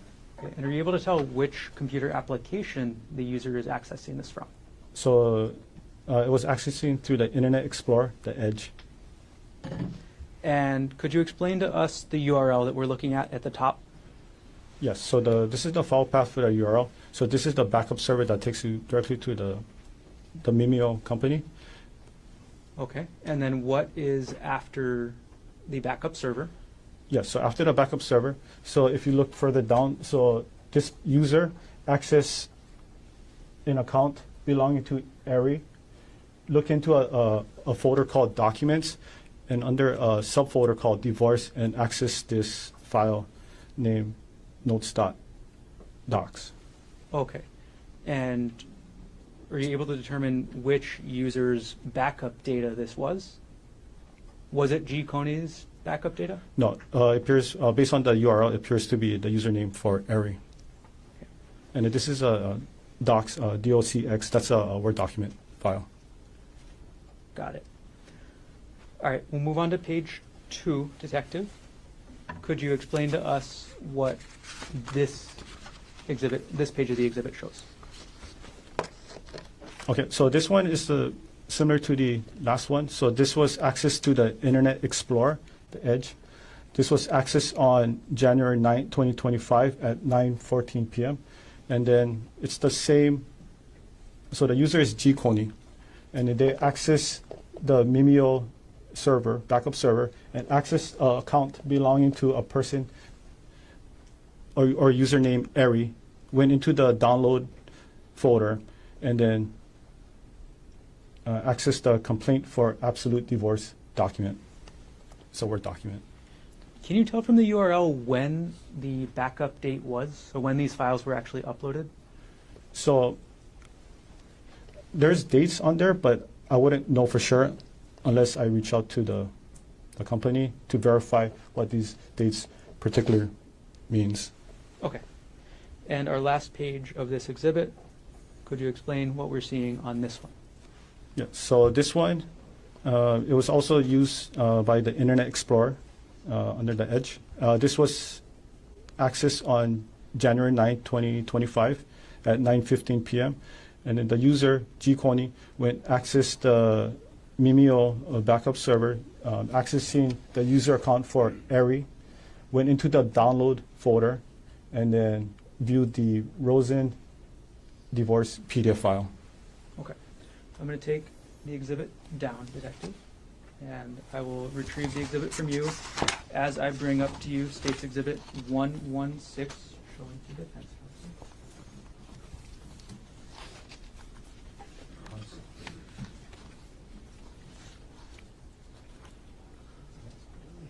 So, We'll come back for this one then. Yeah.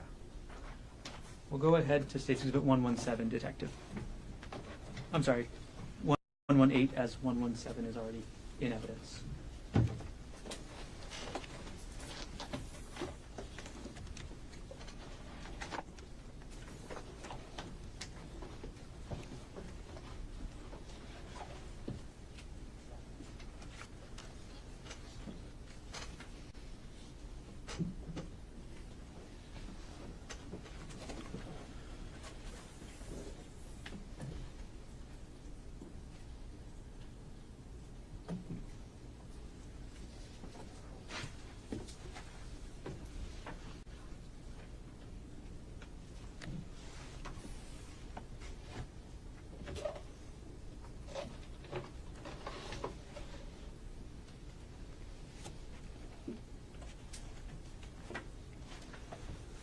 I apologize, Detective. Now I have 118. I will show its defense and bring it to you.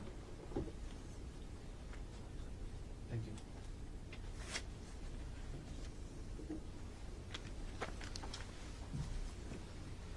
I'm retrieving 115. And here's the clip.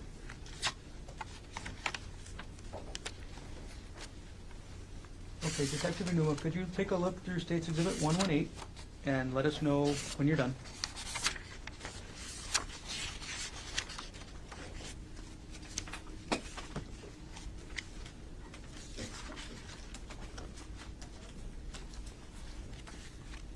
Okay.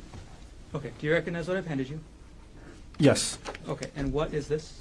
So this is an email file that was sent to an individual under the username G. Konig. Okay, who was the, you said this is an email file. Are there any attachments to it? Yes. Okay, and are those attachments included in the exhibit? Yes. Who was the email address sending the email? So the email address, sorry, you mean the user of the email sending to the recipient? Which email address is this from? Okay. Yeah, this email address is from gkonig@proinbox.com. Okay, and is that the same email you've referenced a couple of times before already this morning? Yes. All right, and who was the email sent to? It's sent to, the email address is bryant.bunting@gmail.com.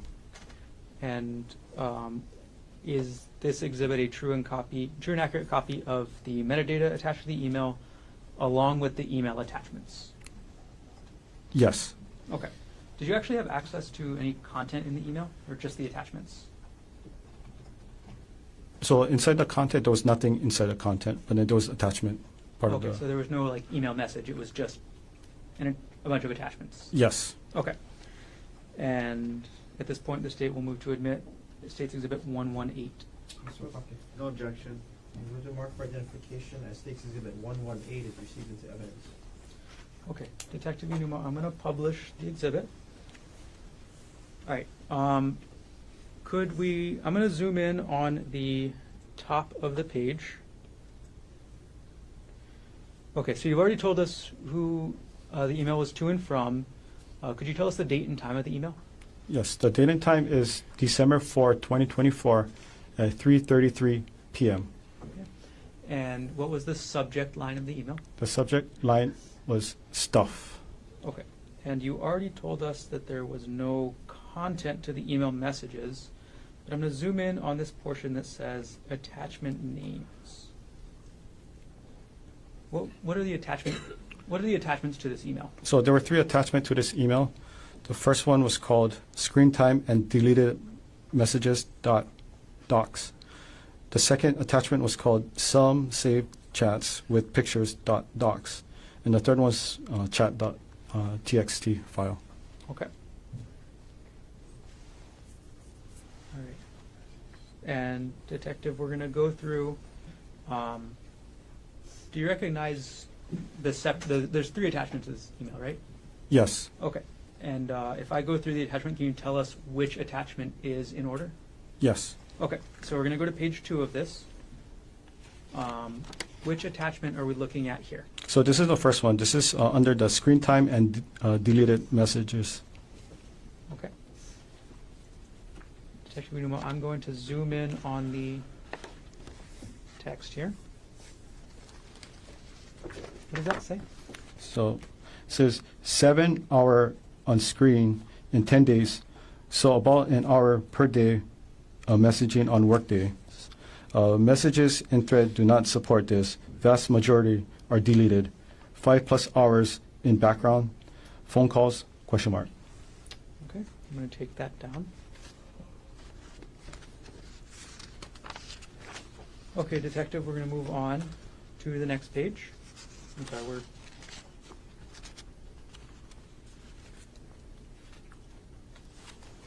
Okay, and we're on page, I believe, 4 now.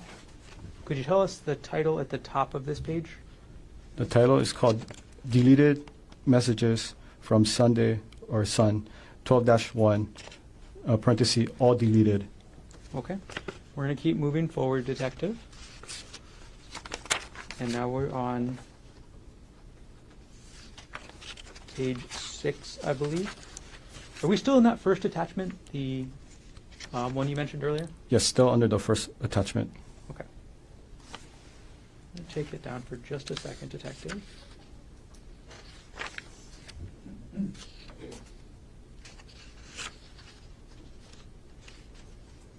I'm going to put it back up. So I put page 6 back up. Putting now page 7. Could you let us know when we get to the next document that's been attached to this email? Yes.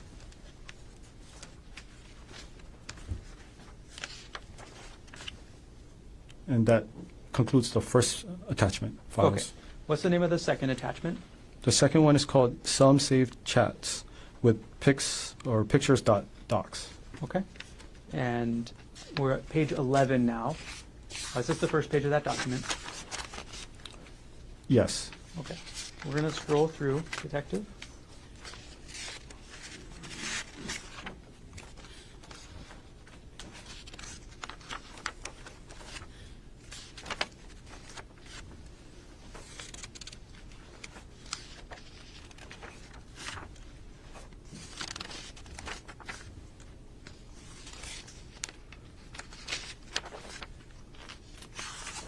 All right.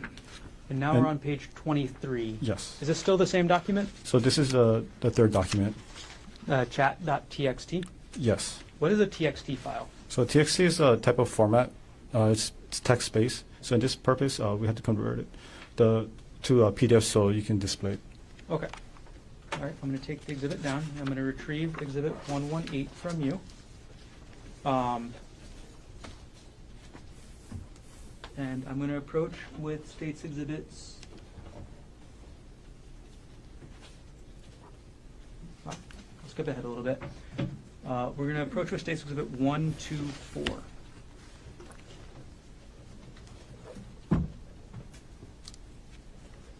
I'm sorry, 1, 2, 2. Here's states exhibit 1, 2, 2. I'm retrieving states 118. Could you take a look at states 1, 2, 2, Detective?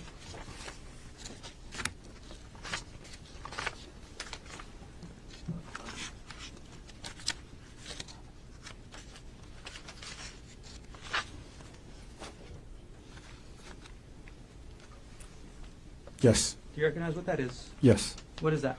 So this is a Excel file that was found on the computer. Okay. You say it's an Excel file. Is there also an attached metadata? Yes. Okay. And can you tell who the author of the file was? Yes, the author is Gerhardt Konig. Okay. And is the entire sorry. And when was this file last, or what's the file name that we're talking about here? The file name is underscore chat, parenthesis work phone, parenthesis dot XLSX Okay. file.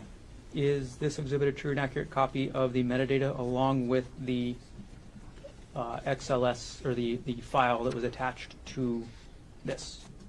Yes, minus the highlighted portion. And then this was converted from an Excel file to a PDF. I see. Okay. At this point, the state will move to introduce states 1, 2, 2 into evidence. Mr. Otake. No objection. With the mark for identification as States Exhibit 122 is received. Okay, Detective Inuma, I'm going to put the metadata page for states 1, 2, 2 on the screen. I apologize, the screen is now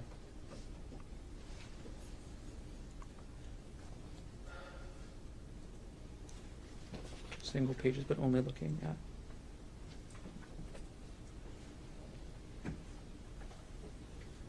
I apologize. All right, I'm going to put states 1, 2, 2 on the screen at page 1. Okay. Can you tell us when this file, this chat work phone file, was last accessed? It was last accessed on January 3rd, 2025 at 2:01 p.m. And could you explain to us the file path to find this document? Okay, so this one is under the user Pony. It's in the Dropbox application. In the active projects, under the folder, new folder, and that's where you find the Excel file. And could you tell us, or does the metadata tell you when this file was created? Yes, Okay, and when was that? it was created on December 24, 2024 at 12:49 p.m. Okay. And going through the rest of the document, is it, what does it contain? So it contained a chat messages between Jeff Miller and Arielle Konig. Okay. I'm going to go ahead and move us along to States Exhibit 133 now, Detective. I'm going to approach you with that exhibit, and it's shown to defense. 1, 3, 3, huh? 1, 2, 3. Oh, sorry, 2, 3. Okay, and I'm going to approach with States 1, 2, 3, Detective.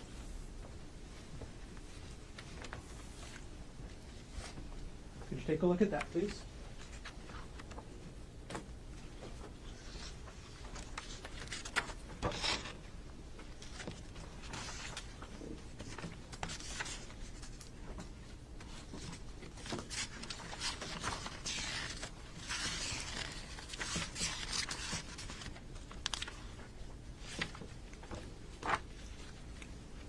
Yes. Detective, do you recognize what that is? Yes. Okay, what is that?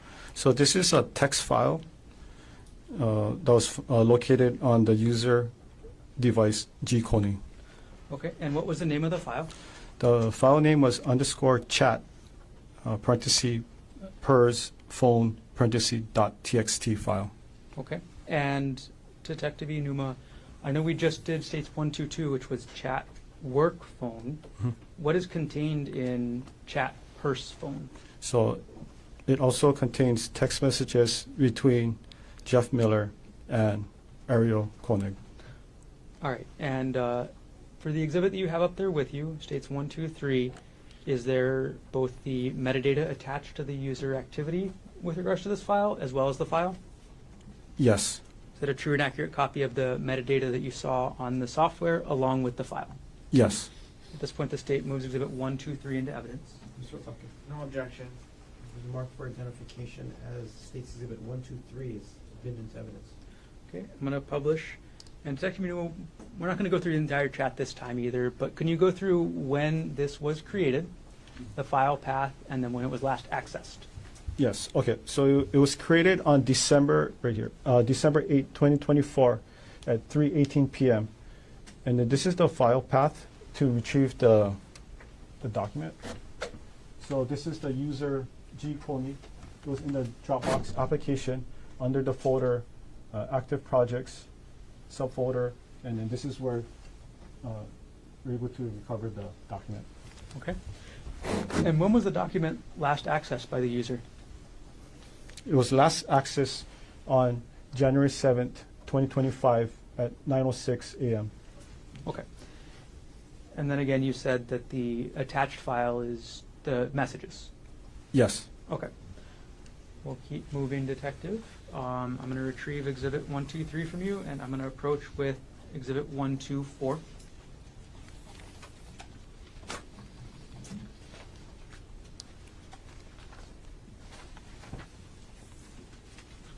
I'm going to hand Exhibit 123 to the clerk. Okay, Detective, could you look through State's Exhibit 124 for us, please?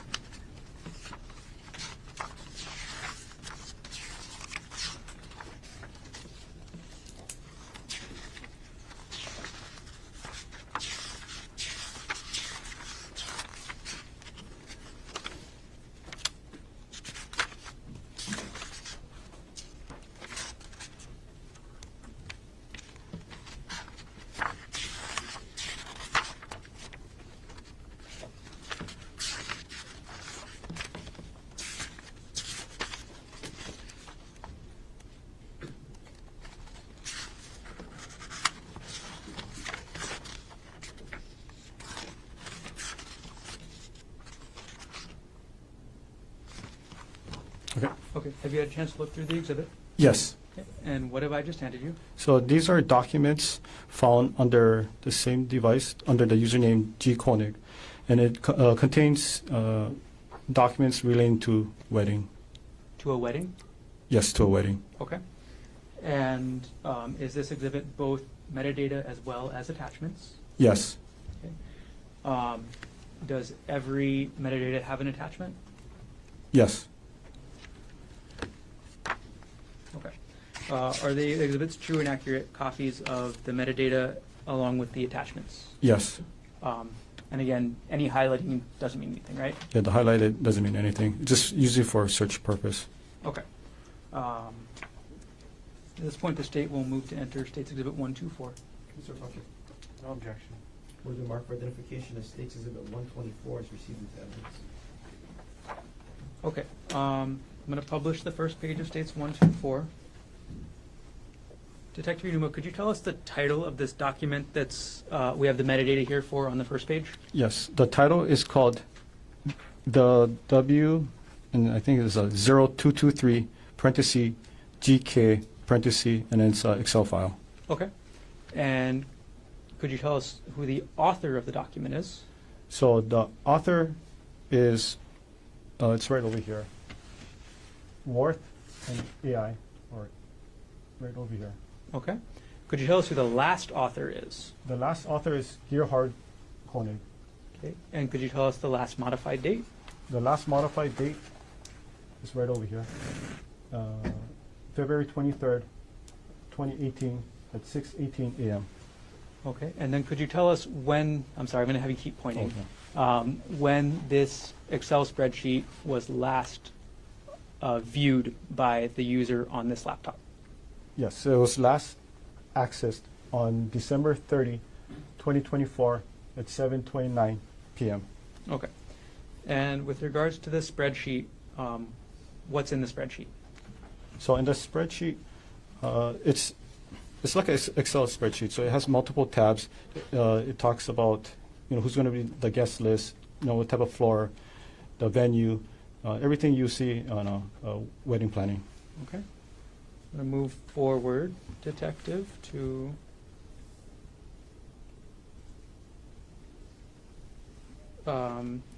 page number 11.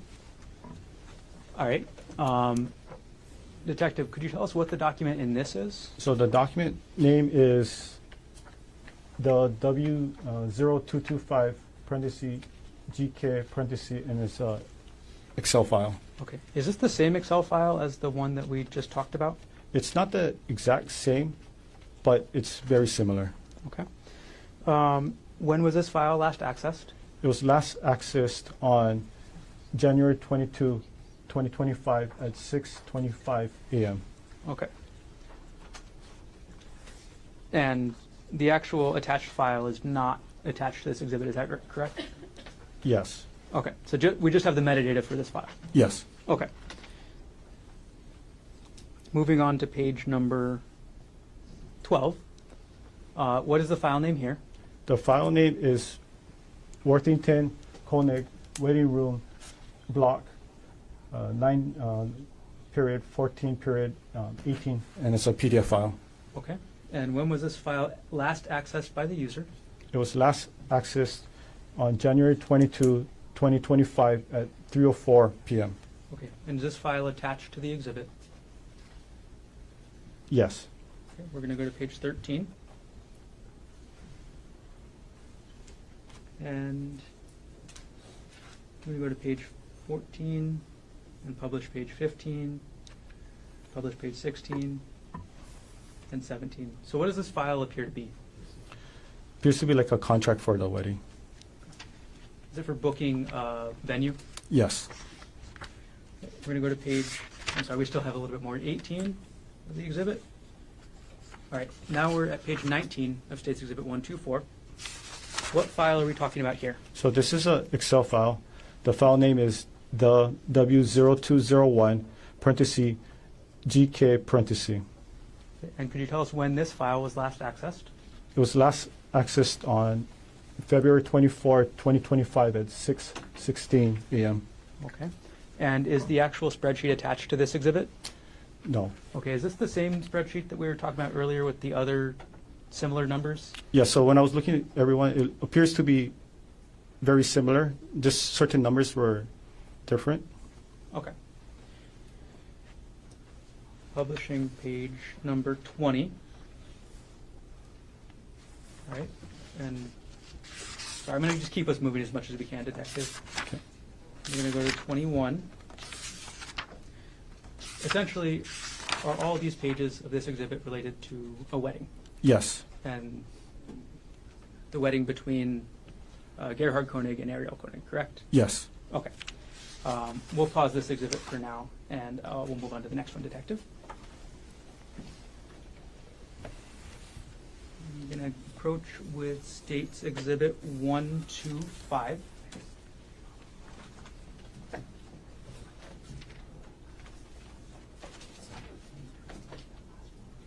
Yeah, it's not.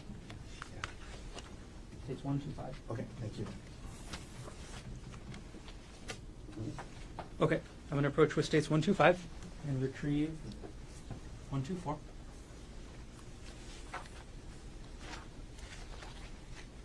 Okay, could you briefly go through that exhibit and take a look?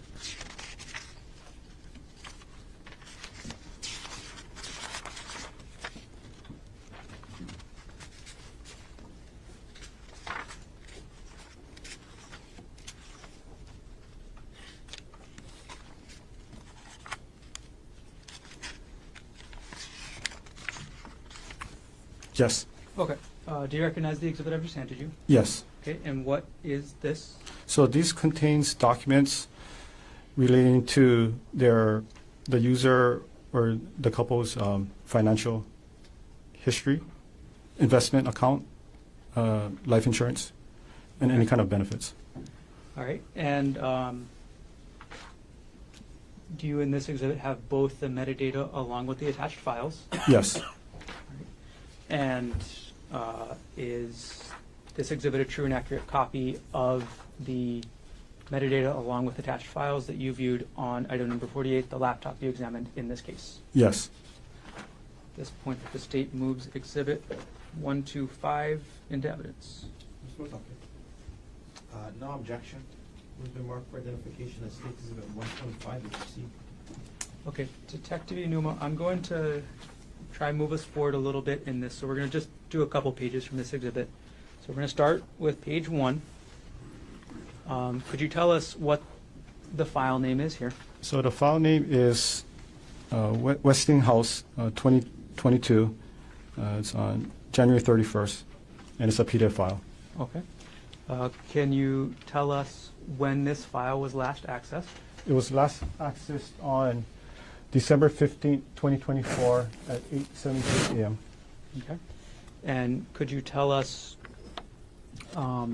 the file path to get there? Yes, so the file path under the username G. Konig in the Dropbox application, under the folder The Big Love Party and Other Super Fun Stuff, under the subfolder of taxes 2022 taxes, and this is the document AK pay stub. Sorry, this is the folder and then this is the actual document. So the actual document is Westinghouse 2022-1-31. Yes. And the folder that document is in is called AK Pay Stubs. Yes. All right. We're going to go to page 2 of the exhibit. Is this the actual document that that page is referring to? Yes. Okay. And is this a pay stub? Yes. Right. Who is this pay stub for? The pay stubs for Arielle Konig. All right. Yeah, We're it going has to it do right over page here. 3. And then we're going to skip around a little bit, detective. So page 3. What document is being accessed here? So the document file name is Westinghouse 2022 November 30. It's a PDF file. Okay. And when was this file accessed by the user? It was last accessed on December 21st, 2024 at 2:49 p.m. Okay. And we're going to go to the file, detective. Who is this, or what does this file show? So this appears to be some kind of investment file for Arielle Konig. Okay. We're going to skip ahead a couple pages, detective.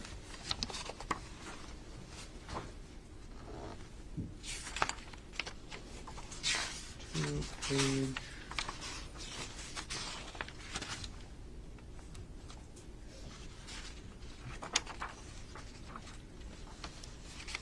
We're going to skip ahead to page 11, if we could.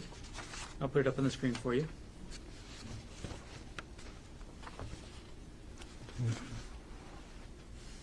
Okay, detective, Okay. what is the file name that we're looking at here? So the file name is Westinghouse 2022. It's March 31st PDF file. Okay. And what date is the user last accessing this file? It was last accessed on December 31st, 2024 at 8:38 p.m. Okay, detective, are there any other activities that we've talked about so far that occurred on December 31st, 2024 at just around that time? Yes. Okay, and what was that? So under the user G. Konig, the pay stub for Arielle Konig was viewed, and also too a divorce file was viewed too. Okay, I'm going to put them both up on the screen together, so we'll keep States Exhibit 125 on the screen right there, detective.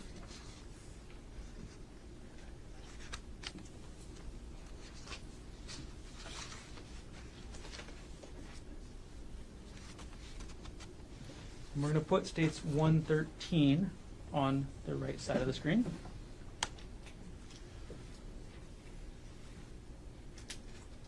And on States 113, we're going to scroll ahead to page 2. All right. Is these the two activities that are happening at the same time or a similar time, detective? Yes. Okay. So on the left side, we have States 125. And what is the file for that one again? The one on the left is Westinghouse 2022. It's on March 31st PDF file. Okay. And on the right side, what file is that again? Okay, I got it. So the file name is PK Chase SW 2016-01 statement PDF, and it's a PDF file. Okay. And got it. All right, I'm going to take both photos down.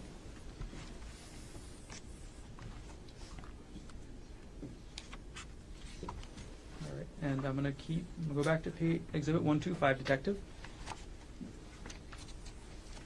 Sorry, what the number? We're going back to 125. 125. Okay, thank you.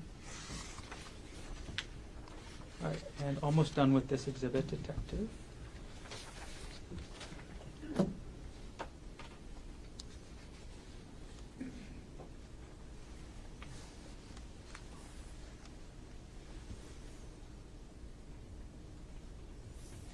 Okay, I'm going to publish page number 24 of this exhibit. Detective, what is the file name we're looking at on page 24? The file name is 2018-04 Wealth Front Statement. It's a PDF file. Okay. Is the PDF file attached to this exhibit? Yes. When did the user of this, when did the user G. Konig on this laptop last access this file? It was last accessed on March 14th, 2025 at 3:46 p.m. Okay, we're going to go to page 25. What does this file, or what does this file appear to be?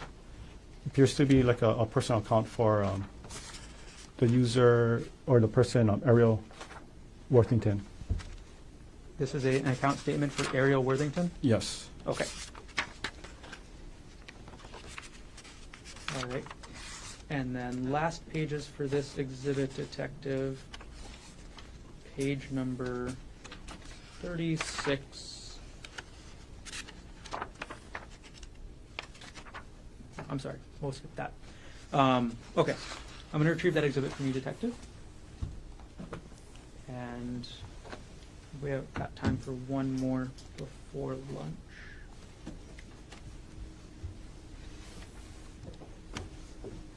We got states 1, 2, 6 showing the defense counsel. May I approach? Yes. Henry 1, 2, 6. Can you take a look through that, detective?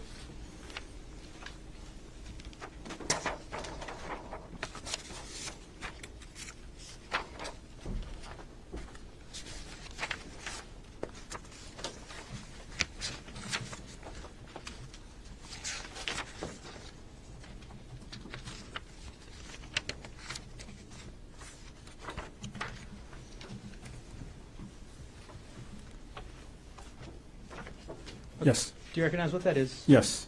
All right, what is that? So this is a PDF file containing information about retirement. Okay. And is this exhibit both the metadata as well as portions of the attached file? Yes. Okay. And all right, is this a true and accurate copy of the metadata as well as the portions of the file that you found on the laptop during your examination in this case? Yes, and I think one part was the highlighted, but you just got to remove the highlight. Okay. At this point, the state will move to enter 1, 2, 6 into evidence. Okay. No objection. Furthermore, for identification, it states that 126 is received. Okay. And we'll hold off on publishing for now. And Detective Inuma, our last one for now will be states 1, 2, 7. So I'm going to approach with 1, 2, 7.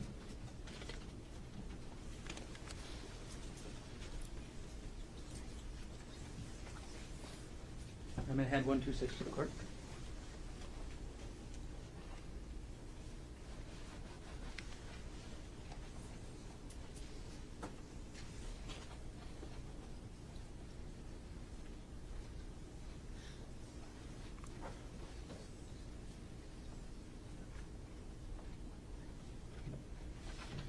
Okay, Detective, you recognize what I just handed you? Yes. Okay, what is this? So this was a PDF file that was found on the user G. Konig under the Dropbox. This is basically the intake form for a marriage counselor and family therapy service. And when is the date on this document? The date on this document is January 29, 2025. Is this exhibit just the document, or is it document and the metadata? So for this one, it's just a document. And where did you find this document on the computer? So that was the one I mentioned earlier. So it was under the username G. Konig, under the Dropbox. Okay. Does the document itself indicate who prepared the document? So at the last, let me double check. Yeah, so on the last page, it's electronically typed as Gerhardt Konig. Okay. It was dated on January 29, 2025. Okay. Are there any redactions from this document? There's one redaction. And what is that? It's the last four of the social security number. Okay. Other than that, redactions, is this document a true and accurate copy of the document that you found on the laptop pursuant to your investigation? Yes. Okay. At this point, we'll move States Exhibit 127 into evidence. Mr. Otake. 1 second, Mr. Garner. Yes. So just to be clear, sorry. There's- Again, you don't need to bring it up, but just as long as it's. Okay. No objection. What has been marked for identification as States Exhibit 127? Okay. And So Garner, is this a good time for a break? this is a great time for a break. Ladies and gentlemen, another long stretch. Take our lunch break. Leave your notebooks on your chair. Same thing rules. We're talking a bit about this case. Keep an open mind. We're not trying to learn about this case outside of the courtroom. Have you come back at 1:30? Slightly longer lunch. Okay. Enjoy your lunch. See you at 1:30. All right.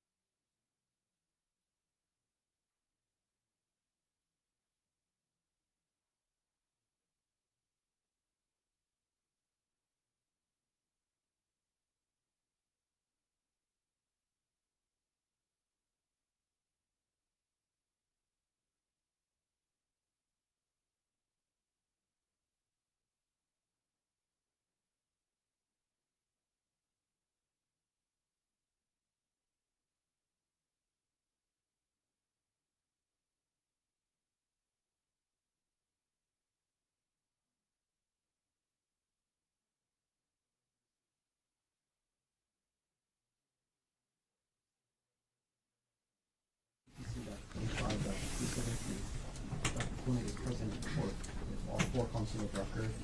All jurors are back in the courtroom. Detective Inuma is on the stand, still under oath. Mr. Gunner, whenever you're ready, you may continue on with your direct examination. I apologize, I'll just take a moment.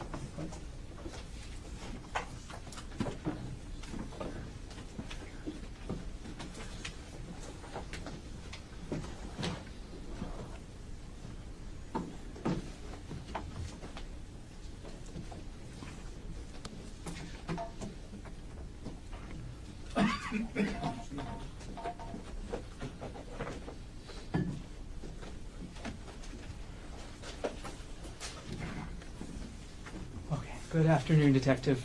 Good afternoon. All right, there's a couple exhibits I want to follow up on that we talked about this morning.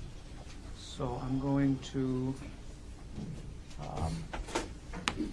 go ahead and I'm going to approach with what's been marked as State's Exhibit 114. Thank you. Go into defense. May I approach? Yes, please. Okay. This one. And I'll remove State's Exhibit 127 and hand that to the clerk.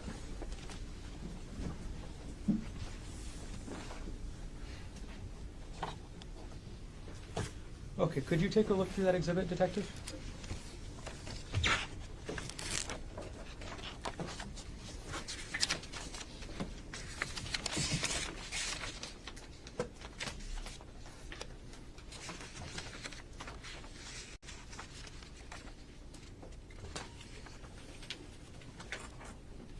Yes. Okay. And could you let us know what the exhibit is? So the exhibit is a Microsoft Word document, and then this is the one we were talking earlier, which is the file name. It's a 2018 taxes gknotes.docs. Okay. And is this both the metadata as well as the actual document? Yes. Okay. Is this a true and accurate copy of the metadata? Yes. And is this a true and accurate copy of the actual document? Yes. And this is what you found, again, looking at item number 42, the laptop in this case. Yes. Okay. At this point, the state moves Exhibit 114 into evidence. Mr. Otake. No objection. Okay, what has been identified as State's Exhibit 114 is received into evidence. Okay, Detective Inuma, I'm going to publish the first page of the document, which is the metadata on the screen up there. Okay. First of all, could you start us off? Tell us the name of the document we're talking about. So the document name is 2018 taxes GK notes docs. So it's a Word document file. Okay. And could you tell us who the author is? The author is Gerhardt Konig. And Detective Inuma, could you, I'm sorry, when was the document last viewed? Okay. So it was last accessed on this date, which is December 26, 2024 at 6:47 a.m. Okay. Detective Inuma, could you walk us through the file path for this document as well? Yeah, so the file path is under the user key Konig. It's under the Dropbox application, under the file, the Big Love Party and other super fun stuff. Subfolder is taxes. Another subfolder for 2018 taxes, and then the document is located right over here.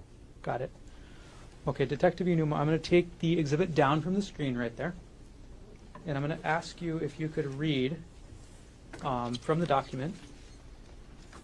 And does the document, what is the document in general?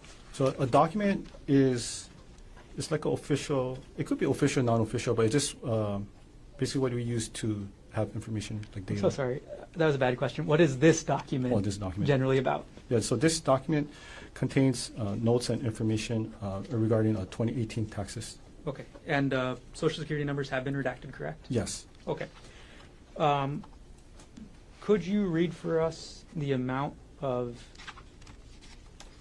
alimony paid in 2018 from this document? So the alimony is $6,000. Could you read for us the amount of child support paid according to this document? $29,112. And again, what year is this document referencing? It reference 2018. Okay, thank you, Detective. I'm going to retrieve the exhibit from you on the stand.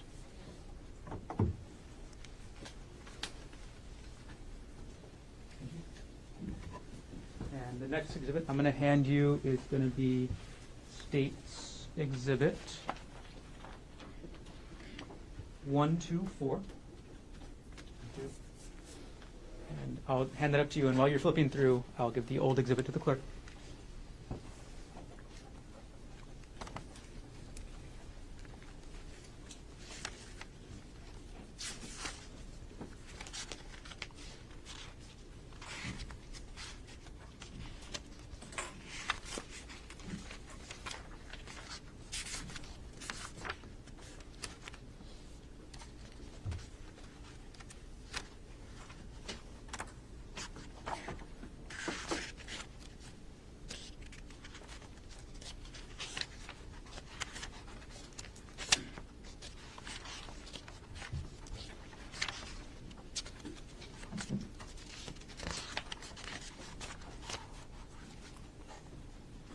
Yes.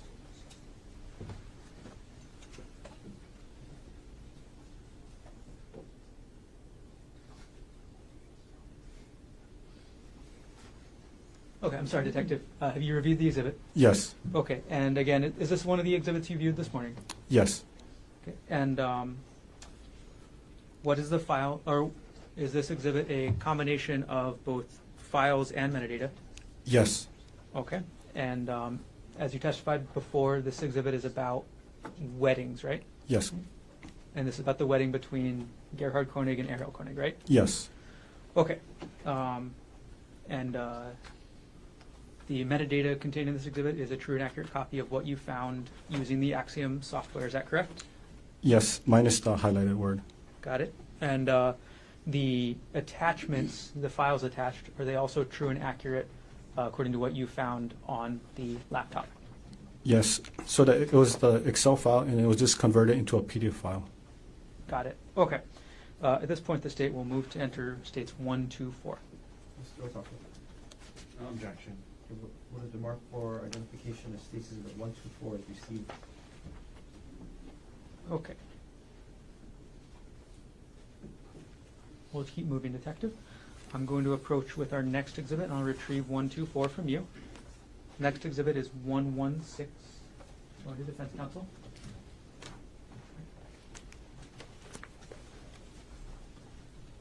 I'm retrieving 124. It's a big stack of papers I gave you. Can you just thumb through it real quick?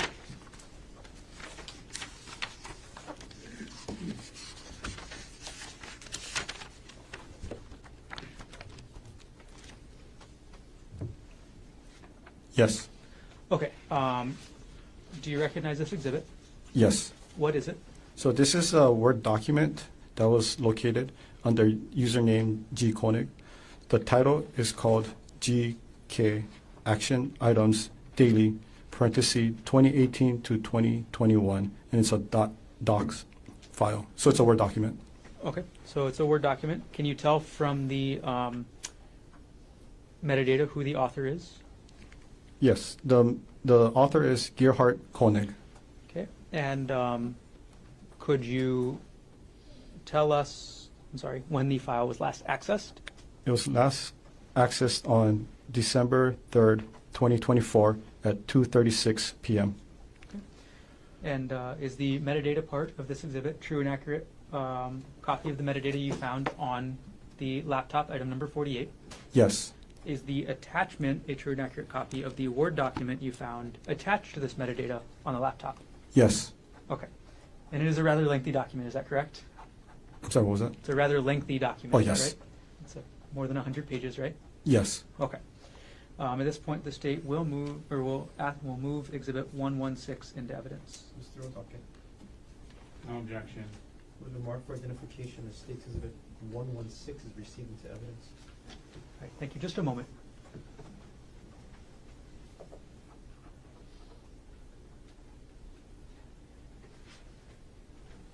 Okay, thank you, Detective. Just a couple more to go. I'm going to go and retrieve Exhibit 116 from you, and I'm going to hand you what's been marked as States Exhibits 119, 120, and 121, okay? Yes.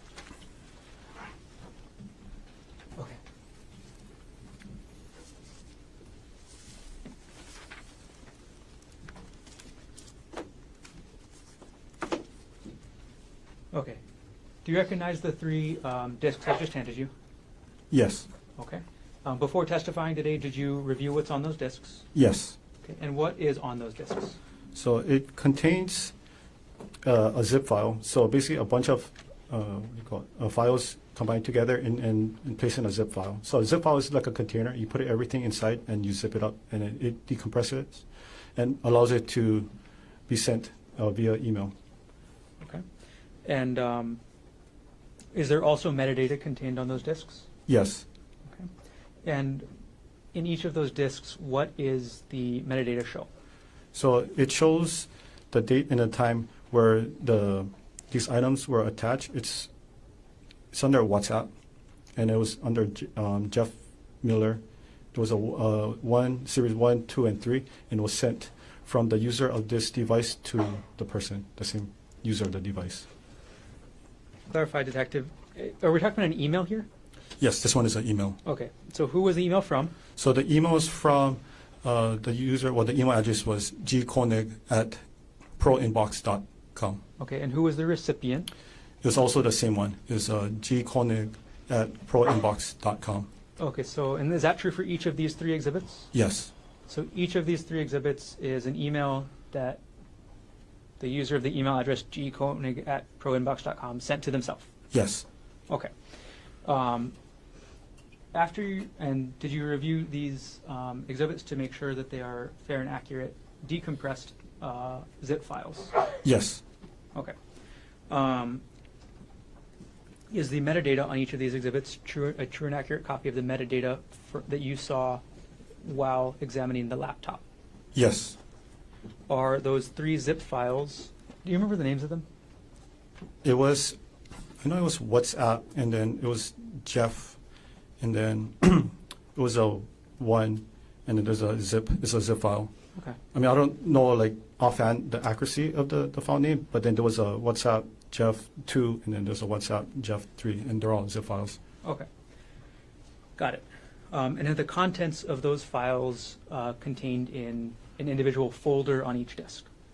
Yes. Okay. And then is the metadata also contained on each disk? Yes. After you reviewed the disks, did you sign and date them? Yes. Okay. And at this point, the state moves Exhibit 119, 120, and 121 into evidence. Mr. Otake. No objection. The order marked for identification as states exhibits 119, 120, and 121 will be received. Okay. Detective Inuma, I'm quickly just going to publish the metadata for each of those exhibits, okay? So Yes. we're going to start with Exhibit 119, and I'm going to publish the metadata that's contained on that exhibit. All right. So when we look at the file name, can you tell us, now that you actually see the data, what is the file name in Exhibit 119? Yes. The file name is WhatsApp chat -jeffmiller.zip. Okay. And when was this email sent? This was sent on December 24, 2024 at 12:26 p.m. Okay. And then everything else on the disk is what's contained in that WhatsApp chat Jeff Miller zip file, correct? Yes. Got it. Okay. We're going to publish the metadata from States Exhibit 120. All right. Detective Inuma, what was the file name of this under States Exhibit 120? So the file name is WhatsApp chat -jeffmiller2.zip. Okay. And can you tell us when this email was sent? Yes, it was sent on December 24, 2024 at 12:20 p.m. Okay. And we'll move on, Detective, to the metadata from States Exhibit 121.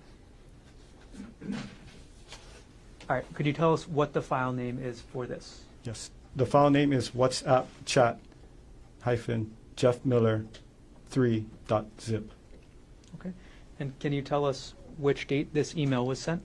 It was sent on December 24, 2024 at 12:20 p.m. Okay.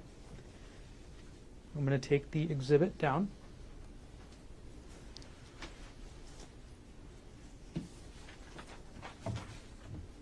One second.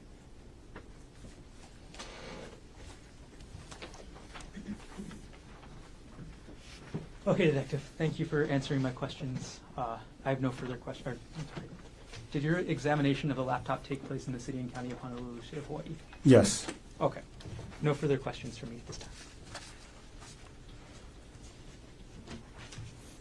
Can I have 114, please? I'm sorry. Do you have it? No, thank you. Do you have 114? Thank you. Whenever you're ready with cross-examination, Mr. Otake. Thank you, Your Honor.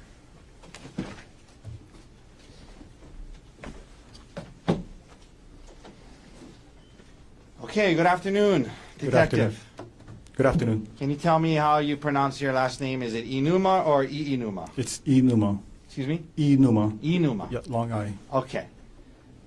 So, you're a detective with the Honolulu Police Department, yes? Yes. And it was a few hours, maybe 4 or 5 hours ago, but what kind of expert were you qualified to be today? It's a digital forensic. Digital forensics, right? Yes. As in, you get a search warrant as a detective, you go through someone's computer, search relevant terms, trying to find evidence that is relevant or helpful to the prosecution, yes? Yes. And in this case, you talked about artifacts, as in files, is that right? Yes. Isn't it true that your search through the Axiom program, you collected over 7,000 files, yes? It was 9,000. Sorry, it was 7,941 files. 7,900 files from the computer that you believe belongs to Gerhardt Konig, yes? Yes. And then of those 7,900 something files, you sifted through it looking for the ones that you believe would be the most relevant to the prosecution, correct? Yes. And the prosecutor worked with you on that, yes? I worked with the lead investigator. I'm sorry, the detective Spacek, is that right? Yes. And the ones you went through today, it's the best you guys could come up with, yes? Yes. The search warrant, it's not like you can just go through anything and everything on a computer. The search warrant has terms that you're limited to search, yes? Yes. And the lead investigator, these terms are developed based off of what you guys think you're looking for might be helpful to the case, yes? Yes. And so, for example, in this case,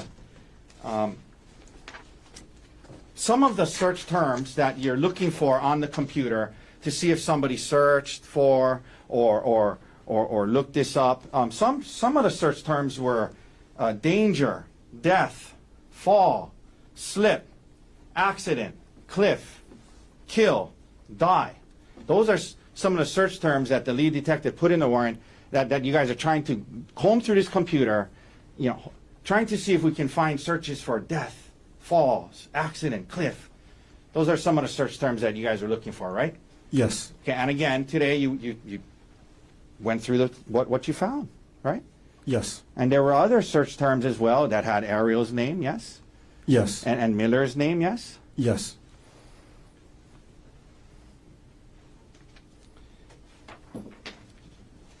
And because the idea is you're looking through a computer, maybe somebody searched, hikes that people fell off and died on before. That's the kind of stuff you're looking for, right? Yes.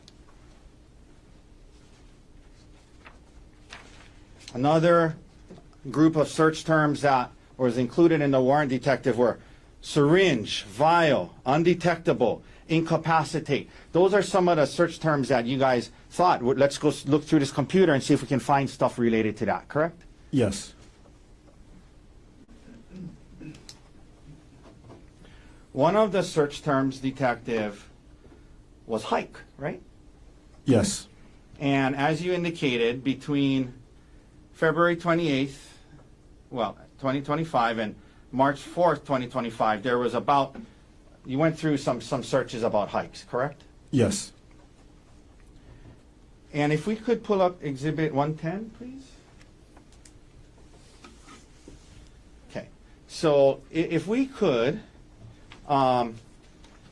Mr. Dirks, if you could zoom in on this top 3 or 4 up there, please. Okay. Did it get bigger or? Yes. I One cannot see second. it. Is there a way can you make that bigger? Yeah, thank you. Okay. Okay, it's all right.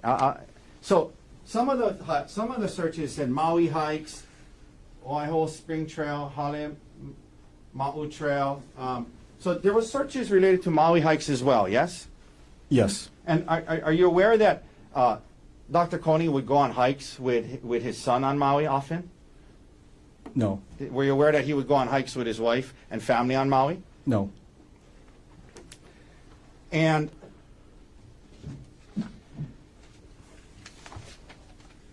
on that same exhibit, you see on the bottom there? Can you blow up that bottom under URL, Mr. Dirks, please? The whole thing, please. No, I'm including this part, please. Okay. Okay. So this is from your search, some of the searches that was done on hikes, correct? Yes. And so, for example, best hikes on Oahu was searched, right? Yes.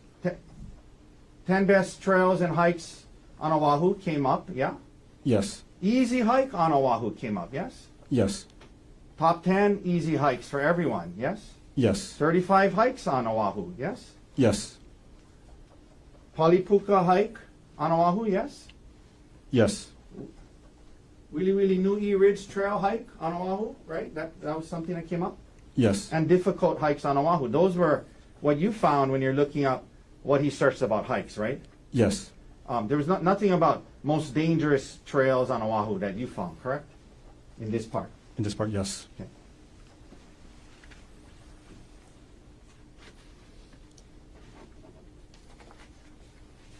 And it's true, you can zoom out of there, Mr. Dirks, thank you.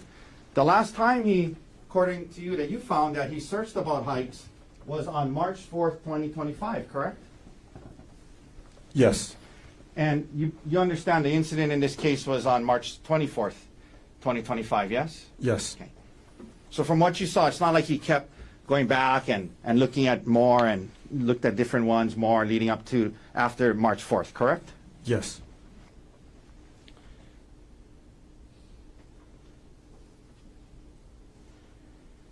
Now,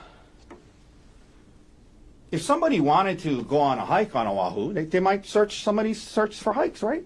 Yes.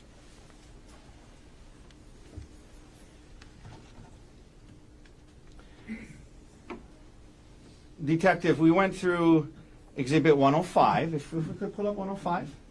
And this was the one with the Reddit, I guess, is it a website or is Reddit a website? So it's a website. It's an online social media platform. It's like online social media, right? Something like a Facebook.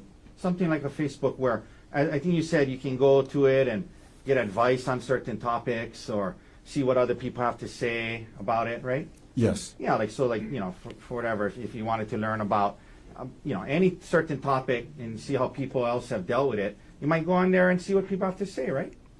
Yes. Okay. And so, he's on, at least what you found on the computer, as one after infidelity. Let's go to the next page if we can, okay? As one after infidelity, let's go to the next page. Next page. And next page. Next page. Okay. So there's all these things having to do with infidelity, correct? Yes. Okay, let's go to the next page. Why did you do it? He's trying to look that up, yes? Yes. Next page. Okay, next page. Peer support, advice and removals. He's looking up peer support related to infidelity, correct? Yes. We can take that down.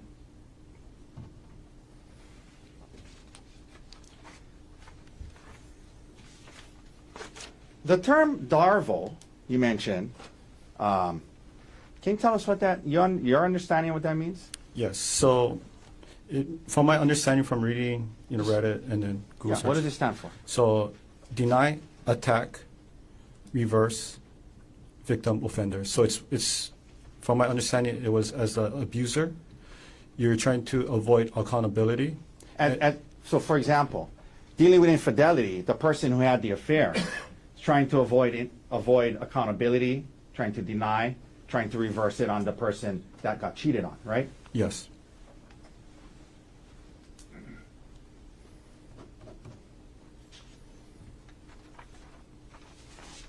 Could we pull up 113, please? So you brought up this exhibit, and you said that it's in the Dropbox, and it's part of, I guess you said a file divorce, and then hearing support, and then there's sub-files going all the way down to Bank of America Amex statement, correct? Yes. And that's the file name that was open. Bank of America Amex statement, right? Yes. It's a credit card statement, right? Yes. That happened to be in this chain of files, right? This was in there, right? Yes. But at least from what you pulled it, I mean, it was a credit card statement he was looking at, right? Yes.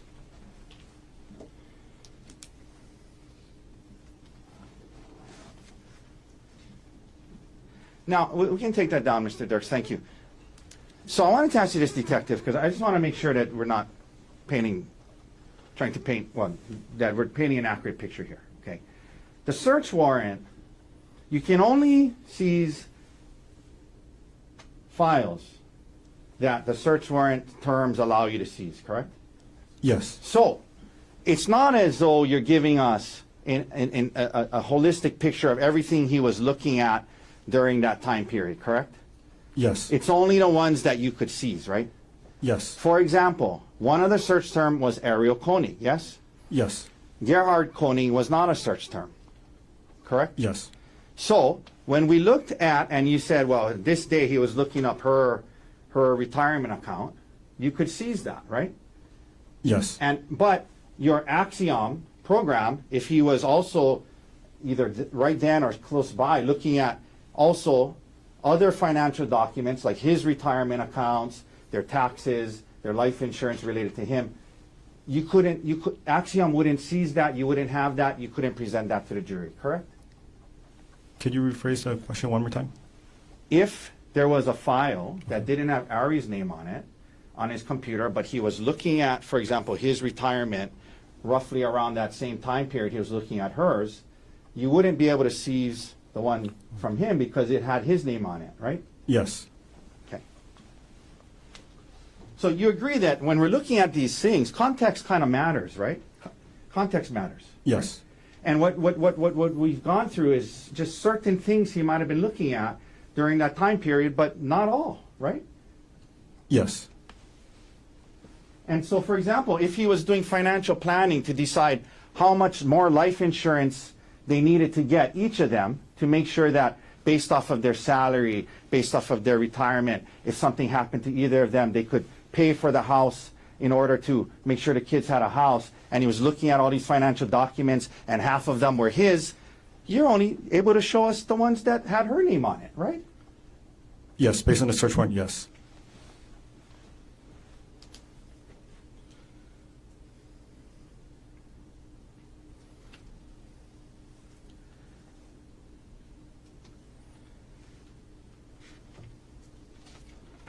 Could we pull up 114, please?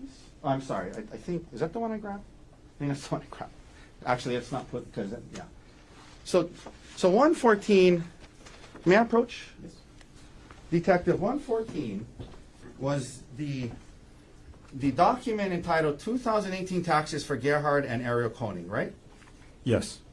And there are, it's multiple pages long, right? Yes. And it has multiple sections to it, correct? Yes. It talks about when they were married. It has their plug-in electric vehicle and their tax credit from that, yes? Yes. It has the refinancing and of the principal residence. It has information about the principal residence and the refinancing, correct? Yes.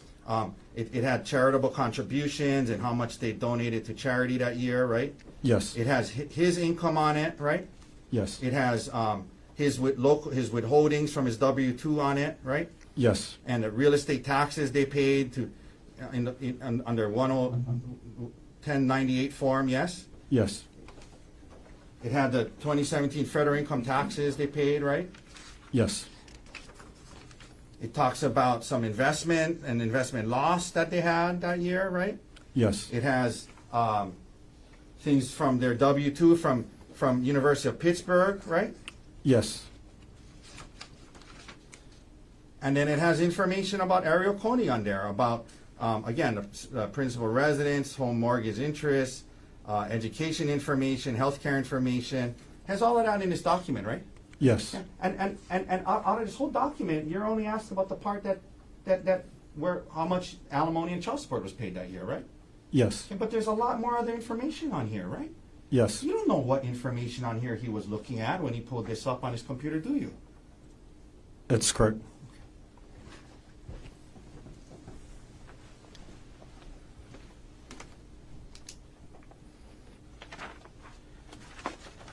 One second, detective.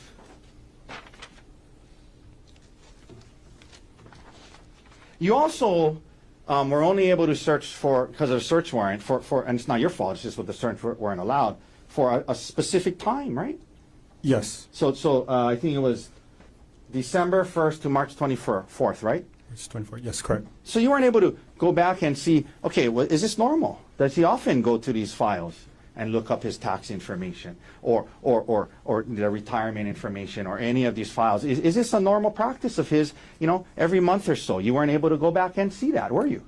Yeah, that question would be for the lead detective. No, I know, I'm not blaming you. I'm just, you only did what you were allowed to do, right? Yes. Yeah, so you weren't able to go back into, January, February, March, April, May, June, July, August, September, October of 2024. You can only go from December to March, right?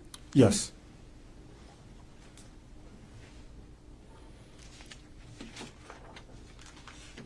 One second, might be almost done. Okay, detective, thank you for your time all morning and part of this afternoon. That's all the questions I have for you. Thank you.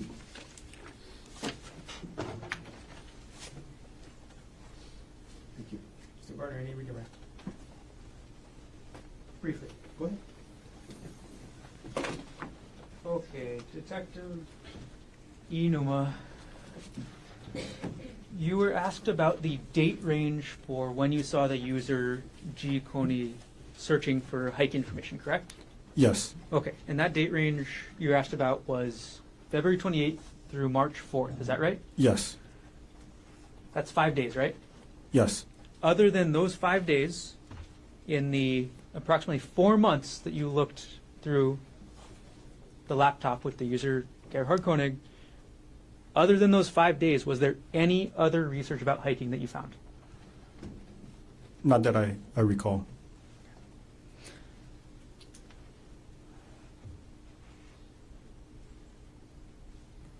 No further questions. So it's okay, any recross based on what was else in the bill? No, thank you, detective. Detective, thanks for being here. Okay, thank you. Watch that step. You can leave everything out there. Thank you. Mr. Gardner, state's next witness. The state calls Emil Konig. Before we call, can I remove the exhibits from the witness stand? Please.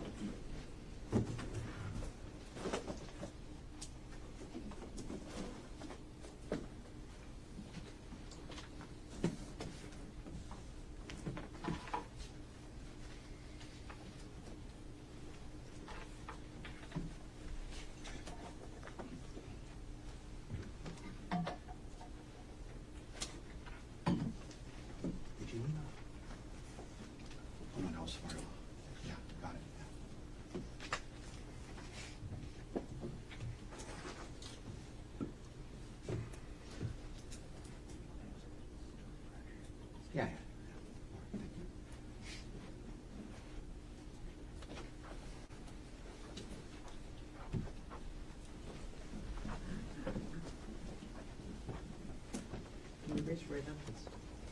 You do solemnly swear or affirm that the testimony about to give shall be the truth, the whole truth, and nothing but the truth? I do. Thanks. Please have a seat. All right, good afternoon. Good afternoon. Okay, the first thing I'm going to ask you to do is to scoot forward as much as you can and to speak as much in the microphone as you can, okay? Okay. All right, can you start off by stating your name, please? Arielle Konig. Is it okay if I call you Emil for the rest of my questions It today? is. Okay. Emil, what do you do for work? I work for Maui Health Maui Health. as a clerk. As a clerk, you said? And how long have you been doing that? About 2 months now. And where do you live? On Kahului, Maui. Is that at 19 Pu'uehu Place? Correct. Who do you live with? With my stepmother and my 2 brothers. Your stepmother, who is that? Arielle Konig. Are you related to any person involved in this case, Emil? I am. Okay. Who are you related to? The defendant. Is that Gerhardt Konig? Correct. And who is Gerhardt Konig to you? My father. If you were to see him again, would you be able to recognize him? I could. We'll stipulate to identification. Thank you. Okay. We'll just move on then. All right, Emil, just over a year ago, on the morning of March 24th, 2025, where were you? I was at home. Normally, who lives in that house with you? Or on that date, who normally lived in that house with you? My dad, my stepmom, 2 little brothers. On the morning of March 24th, 2025, was your dad and your stepmom home? No. Do you know where they were that day? Oahu, here. They were on Oahu? Mhm. Do you know why the defendant and Arielle were visiting Oahu? For Arielle's birthday, Do you know when Arielle's birthday is? the March 24th. So, was anybody else staying at the house in Kahului with you on that morning? Yes. Babysitter. For the little kids. Got it. On the morning of March 24th, 2025, did you receive any calls from either Arielle or the defendant? I did. Okay. And which was it? From the defendant. Who contacted who? Defendant contacted me. What type of call was it? A FaceTime call. When you say FaceTime call, is that on the Apple iPhone? Correct. Was this call a FaceTime voice call or a FaceTime video call? FaceTime video call. How many times or how many calls were there from the defendant to you on March 24th, 2025? 2. And what times were the 2 calls at? I couldn't recall exactly. Did you provide a statement to a Maui detective I did. regarding this incident? Okay, regarding those calls? Yes. And in that statement, did you tell the detective what time those calls were? Yes, I did. Would seeing that statement help you refresh your recollection as to when those 2 calls were? It would. Okay. I'll pull a page number here.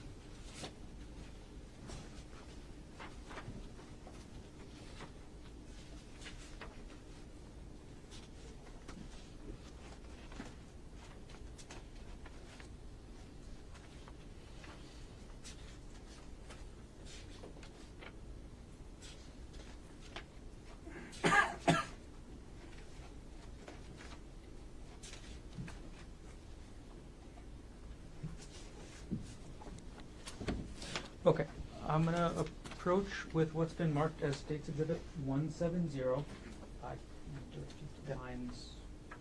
Page number 3 and page number 4. Okay, may I approach? Please. Okay. Emil, could you quickly read pages 3 and 4 of this document? And when you're done reading, just look up, okay?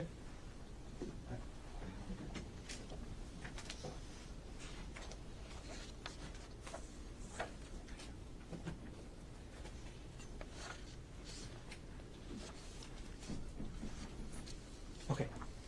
Is your recollection refreshed as to when those 2 calls were? It is. Okay. I'm going to retrieve the exhibit, and then I'm going to ask you the same question again, okay? All right. I'm going to retrieve Exhibit 170 from you. And Emil, what time were those two video FaceTime calls on March 24th, 2025? The first one was at 10:42 a.m. and the second one was at 11:46 a.m. Okay. I'm going to ask you about the call from 10:42 a.m. first, okay? All right. Where were you when you got the FaceTime video call at 10:42 a.m.? At home. That's the same address we talked about earlier. Correct. What did you see on the other side of the screen when you picked up that call? I saw the defendant. Can you describe the defendant as you saw him on that call? Wearing sunglasses, dry fit shirt. That's all I saw. Did you see the area that the defendant was in? Outside. And did the defendant tell you anything during that call? Yes. What did the defendant tell you during that call, as close to word for word as you can remember? That he would not be making it back to Maui and to take good care of the younger kids, and that Ari, my stepmom, had been cheating on him and that he tried to kill her. Okay. That's a lot, but I'm going to break that down a little bit. You said the defendant told you he tried to kill Arielle, is that right? Correct. Did he tell you what happened to Arielle? He did not. Did he tell you where she went? No.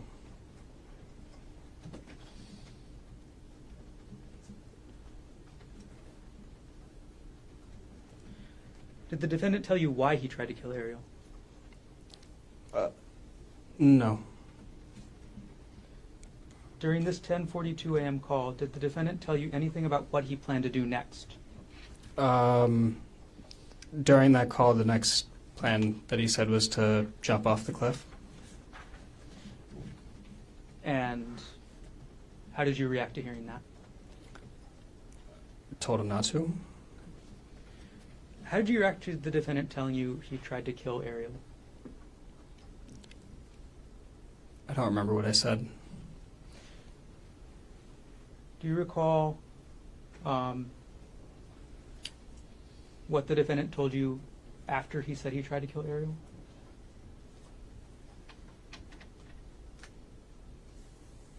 Not directly after. Okay. Did he say where Arielle went? No, just away. What did he say about Arielle and away? He said that she had gotten away, and that was all I heard about her location.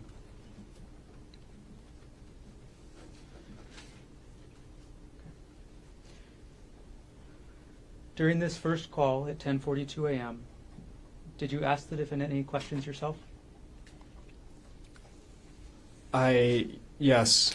I asked what was on his shirt because it looked like I saw splatters of something on his shirt, and he said, "Oh, it's just her," meaning Ari's blood.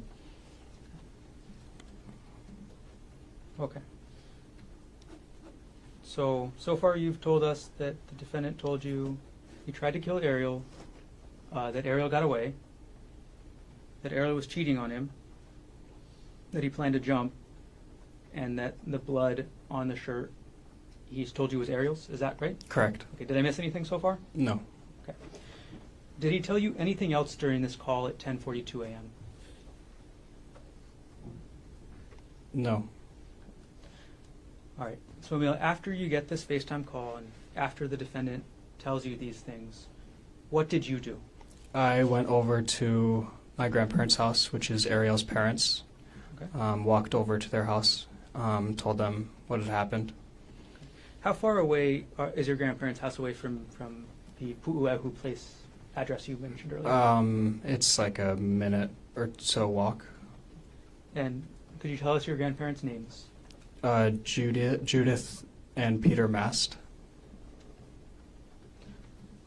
Which of your grandparents did you tell about the call first? Both. They were both there, so both of them. What happened after you told Judith and Peter Mast about this 10:42 a.m. call?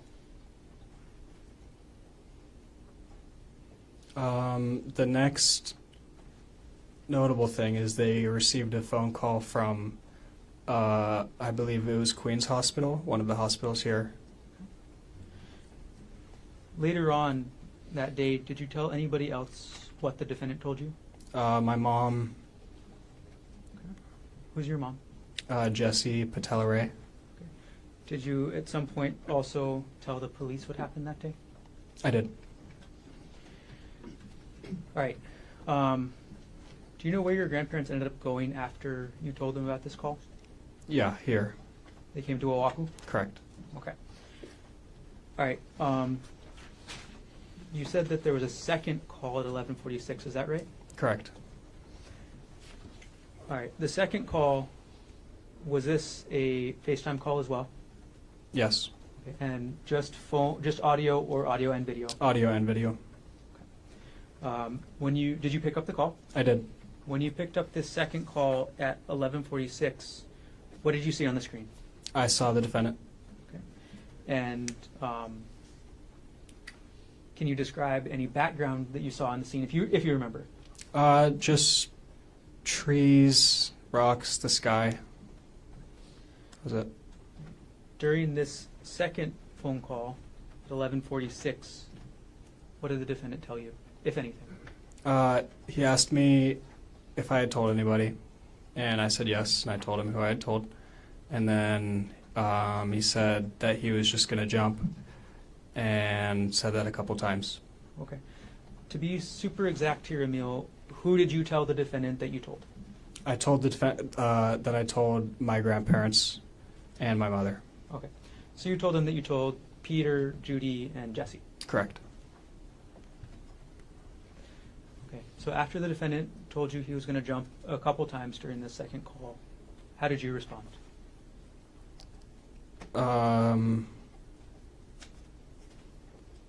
Same way as before. Said not to. I don't know. You told the defendant not to jump. Right. Okay. How did the second call end? With him saying, with the defendant saying, I'm going to go before the police catch me. Did he tell you he was going to hang up? Do you remember that? I'm sorry. Objection leading. Sustained. Bad question. Go ahead. All right.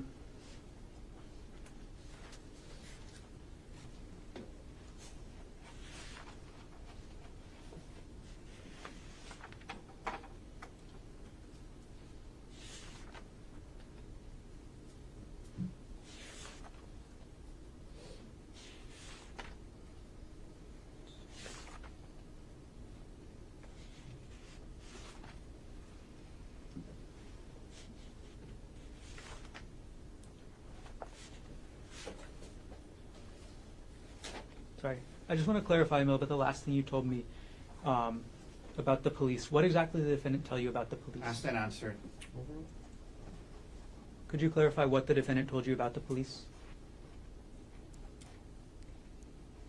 That he was, that the police was looking for him. He didn't want to be found.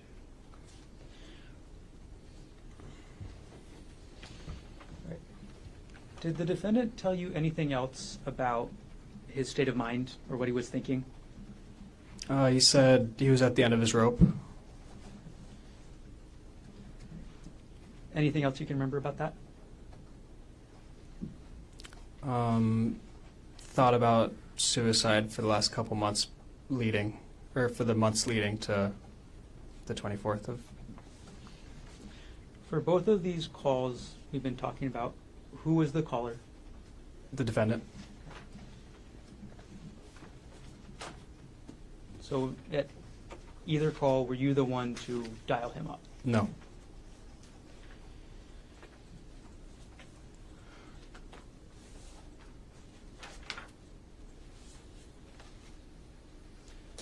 All right, Emil, overall, did you choose to get involved in this? I did not.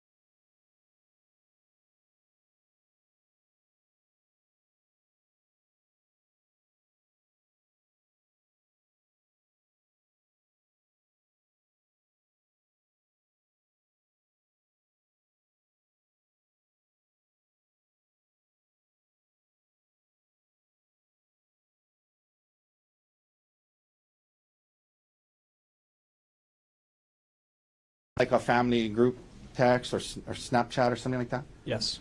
And who was on that? I believe just me, my dad, Arielle, and it might have just been those three. Okay. I can't tell you exactly. But you were on it, and they were your dad was sending photos of them on the hike, yes? Correct. Letting you know where they were, right? Yes? Well, No. I mean, just that they were on a hike, yes? That they were on a hike, yes, not letting me know where they were. Well, yeah, I just meant like showing you pictures of the hike they were on. Maybe Okay. that's a better way to word it. Is that right? They were Yes. sending you pictures of the hike they were on, yes? Yes. And at least at that time, everything seemed normal to you, correct? Correct. There was no reason to be concerned at that time, correct? Correct. Now you get this call on 10:42, and he's telling you, amongst other things, that he said he's not going to make it back. Yes. Correct. And like he was saying goodbye to you. Yes. Correct. And you quickly realize that something's wrong, right? Yes. You don't know exactly what's going on, but he's also telling you that he's going to jump and commit suicide, correct? Correct. And from what he was, saying, and from what and acting, what you could gather, you could tell that there was a lot going on in his head, yes? Yes. Okay. You could tell that your dad was distressed when he was talking to you, yes? No. Okay. You remember, you gave later the day of these calls, you talked to the detective on Maui. Remember that? Yes. Okay. And you remember telling the detective that your dad sounded like he was kind of distressed? Trying to stay calm, but kind of distressed? Remember saying that to the detective? No. Okay. Would seeing the transcript of the interview with the detective help to refresh your memory of what you told the detective? Yes. Okay. This is 170, page 4. Okay. May I approach, Your Honor? Yes. Okay. So, Emil, I'm going to show you this transcript. If you can just read lines 14 and 15, well, if you wanted to start from lines 8 and read down to lines 15, and just read it to yourself, and let me know when you're done.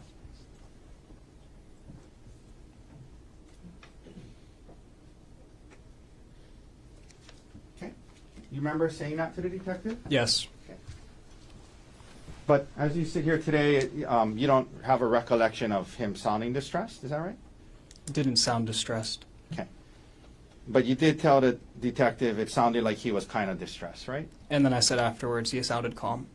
Yeah, you said it sounded like he was kind of distressed, but trying to stay calm. And he did sound calm. That's what you said, right? Correct. Kind of distressed, but trying to stay calm, right? Is Yes. that right? Okay. Now, he's talking to you, sounds kind of distressed, trying to stay calm.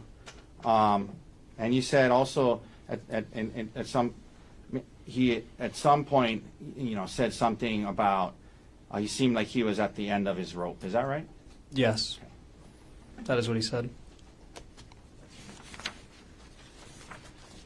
Now, the first call, Emil, when your dad is having this first call with you, from what it was on a FaceTime, right? Correct. And there was video, right?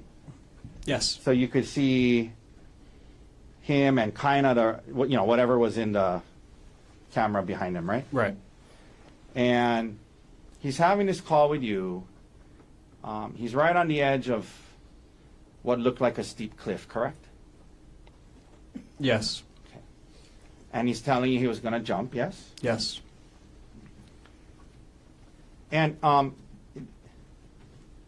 did you assume that where he was talking to you at was where the incident with him and Arielle took place? Generally? I wasn't aware. I wasn't thinking about that. Okay. But it looked like he was in a steep place that kind of was high, like he had to scale on rocks to get to it, correct? Correct. You see blood on your dad's shirt, yes? Correct. And he tells you that this was Arielle's blood, yes? Yes. And he told you that he was explaining to you about how Arielle had been cheating on him for a couple of months, yes? Yes. And he told you that the blood was from her head, correct? Correct. And half an hour earlier, everything seemed fine to you, right? Yes. Now you're hearing this. You see the blood. You see the steep cliff. He's telling you he's going to jump. You know, and I'm sure it was a pretty emotional, upsetting call. Yes. Yes. And it was also a little confusing to you. You're trying to kind of piece together and make sense of what happened. Correct. Yes. Okay. And also trying to convince him not to jump. Correct. Correct.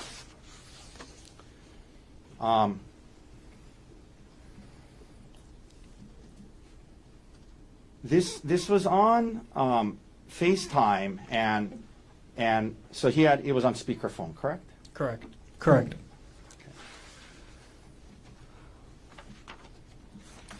After the first call, you then go to Judy and Pete's house, yes? Yes. And that's Arielle's parents' house, yes? Yes. But you call them your grandparents, correct? Yes. You also went to Judy and Pete's house with your girlfriend, right? Yes. Is that still your girlfriend? No. Okay, your girlfriend at the time, correct? Yes.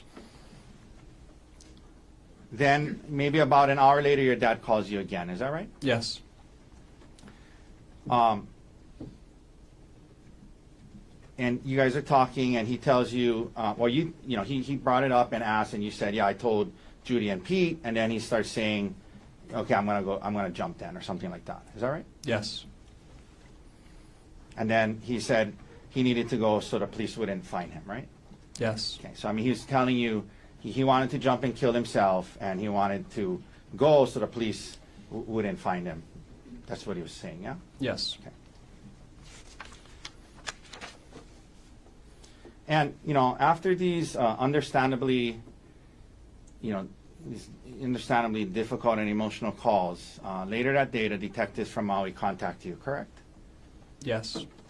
And at least according to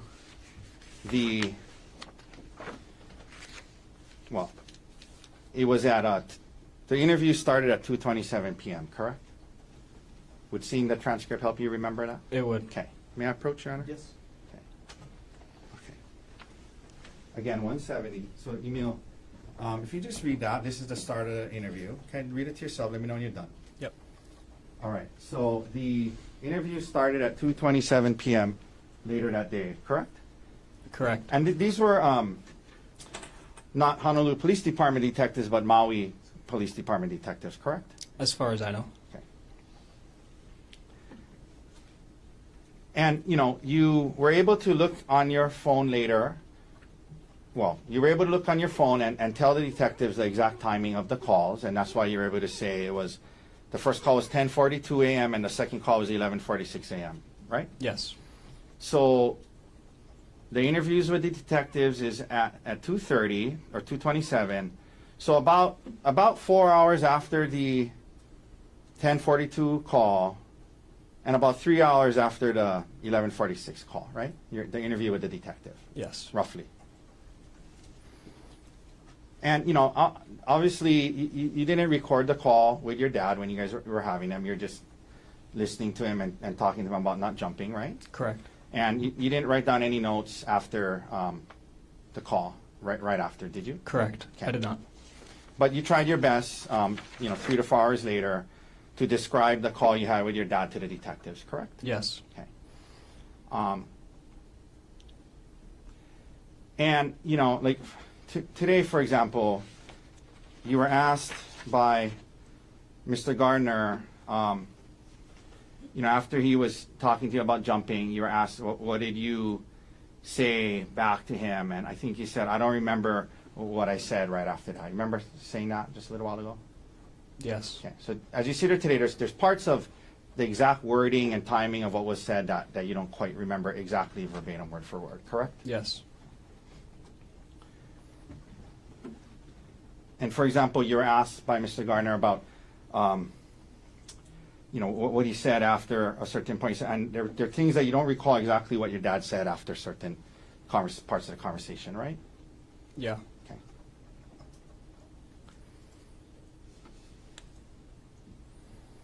But you tried your best to explain to the detectives what you understood your dad to have been saying, correct? Yes. But to be clear, it wasn't like an exact word for word, verbatim of the entire conversation, but you did your best, correct? Yes. Okay. For example, in an effort to do your best to explain to the detectives on Maui what happened, you initially told the detectives that your dad told you he tried to kill Arielle by pushing her off a cliff. You remember initially saying that to the detective? Yes. Okay. And that was what you had kind of assumed given the things that he told you and where he was on the cliff. That's what you assumed that he meant, right?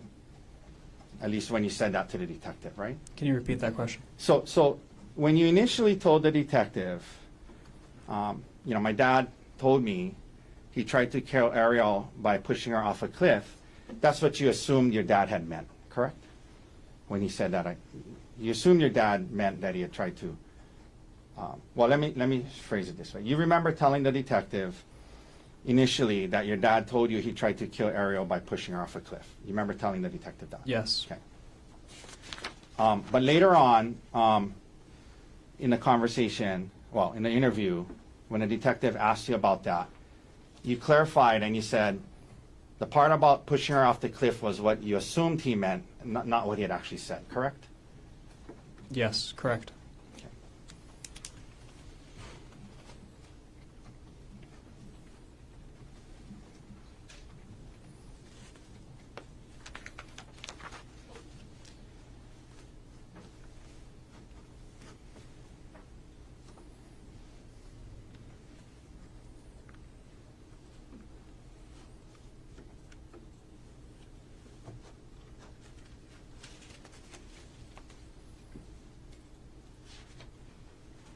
And then when the prosecutor asked you questions about it, you said at some point he said something about she got away, right? Or something like that? Yes. Okay.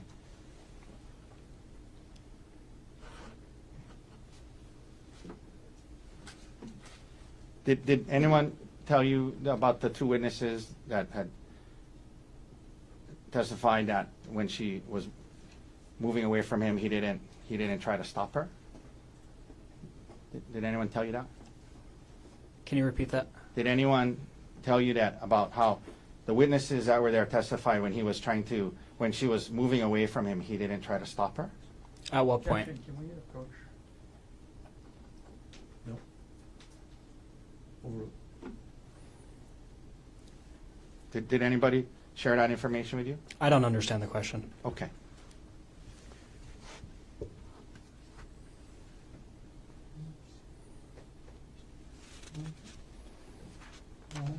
Now, let me ask you a few more questions, Emil, and then we'll be done, okay? You were asked by Mr. Gardner about how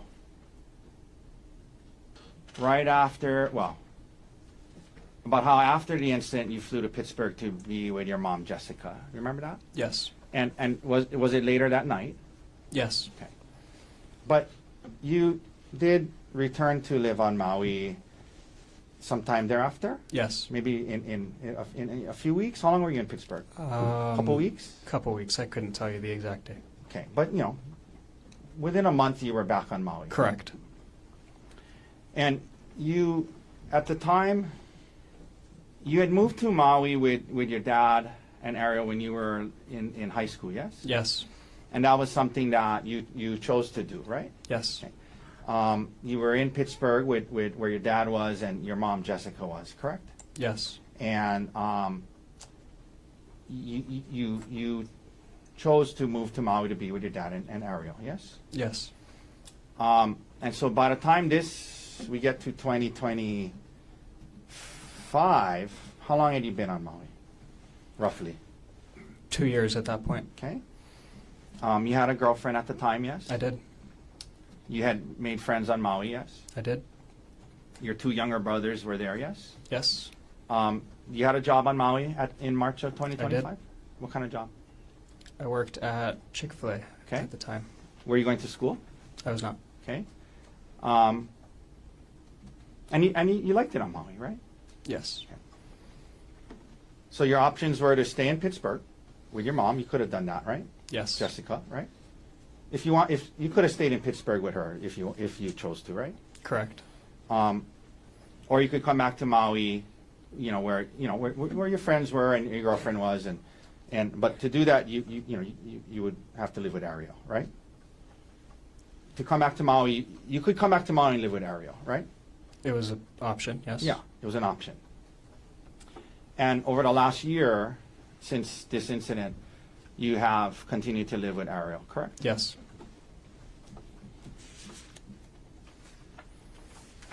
You also would see Arielle's parents, Judy and Pete, regularly over the last year, correct? Correct. And you refer to them as your grandparents, yes? Yes. And you, they came with you to court today, yes? Yes. Okay. And over the last year, though, you've limited your contact with your dad's side of the family, correct? You haven't seen them much, right? I wouldn't say that. Okay. Your grandparents, you haven't seen them much in the last year, have you? Or talked to them much? I have done both of those things. How often had you seen them? Probably seen them Since Two- the incident. Since the incident. since the incident 2 or 3 times. Okay. The most recent time was when they were going to come to see you play roller hockey on the mainland, right? Yes. Okay. And where was that? Irvine. And when was that? Roughly. I couldn't tell you. Okay. I mean, it was in 2025? Yes. Okay. No, it was 2026. Oh, I'm sorry. I meant that's what I meant. Sorry. It was in 20 2026. It was in 2026? Yeah. Okay.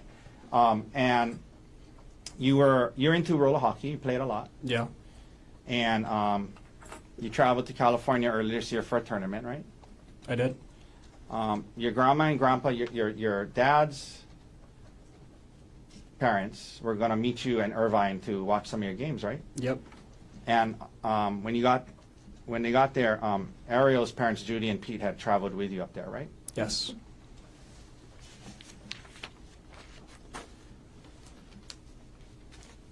Okay.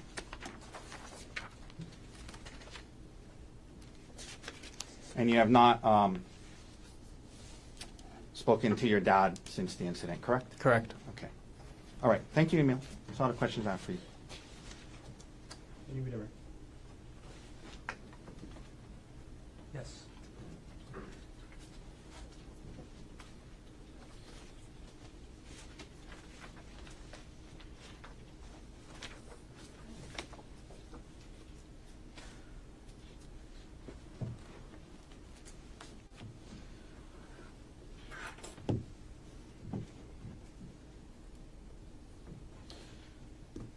Right. Emil, one of the things that you were just asked about on cross-examination was the fact that you didn't tell the detective on Maui that the defendant told you that Arielle got away. Is that right? I didn't ask that. I'm sorry? Tell the detective on Maui that the defendant told you that Arielle got away. Is that right? I didn't ask that. I'm sorry? I didn't ask that. Is my memory wrong? Ask the question. See Well, if you can we approach?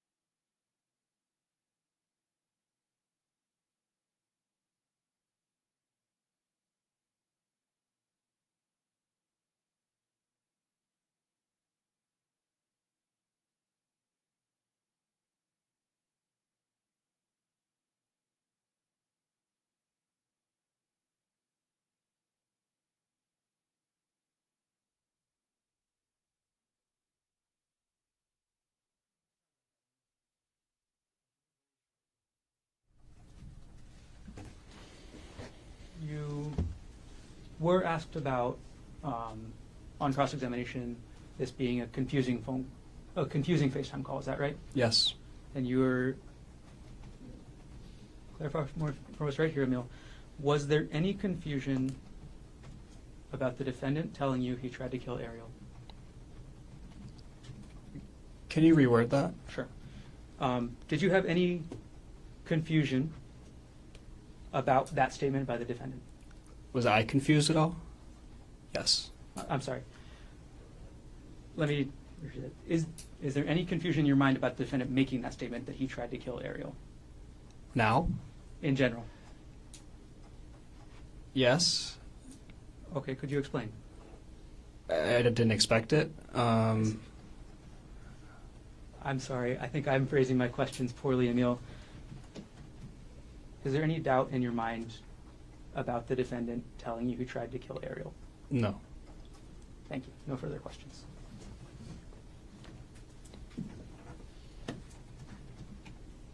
Any recross based on what was asked on your direct? No, thank you, Emil. All right, so ladies and gentlemen, let's take our afternoon recess.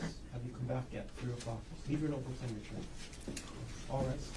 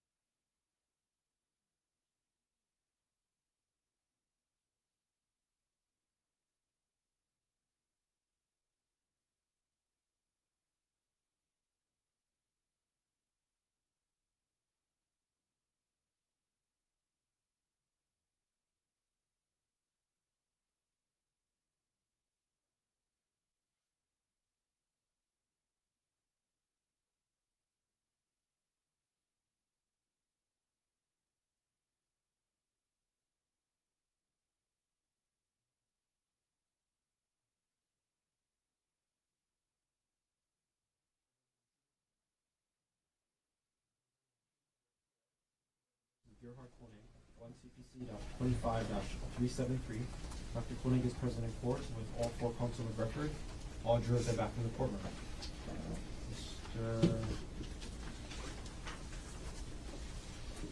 Mr. Garner, state's next witness. The state calls Peter Mast.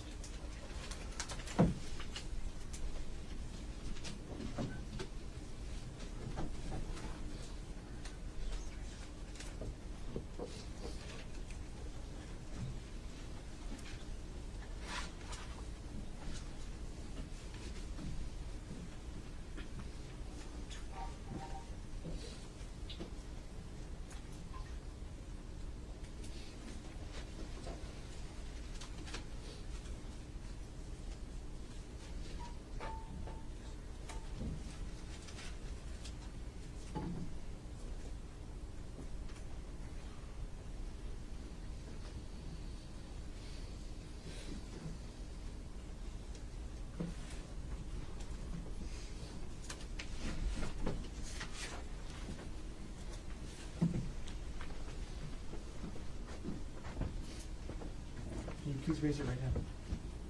You do solemnly swear or affirm that the testimony about to give shall be the truth, the whole truth, and nothing but the truth? I do. Please have a seat.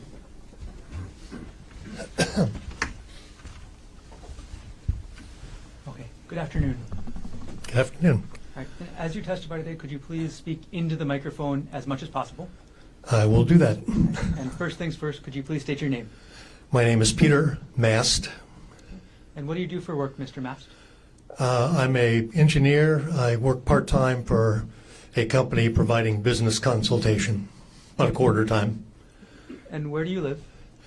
I live in Maui at 263 Kambalai Circle in Honolulu. Who do you live with? My wife Judith. Mr. Mast, are you related to any person involved in this case? The the victim in this. So, Mr. Mast, can you use the word complainant? I apologize. Arielle Worthington is my stepdaughter. Okay. As of March 24, 2025, who was Arielle married to?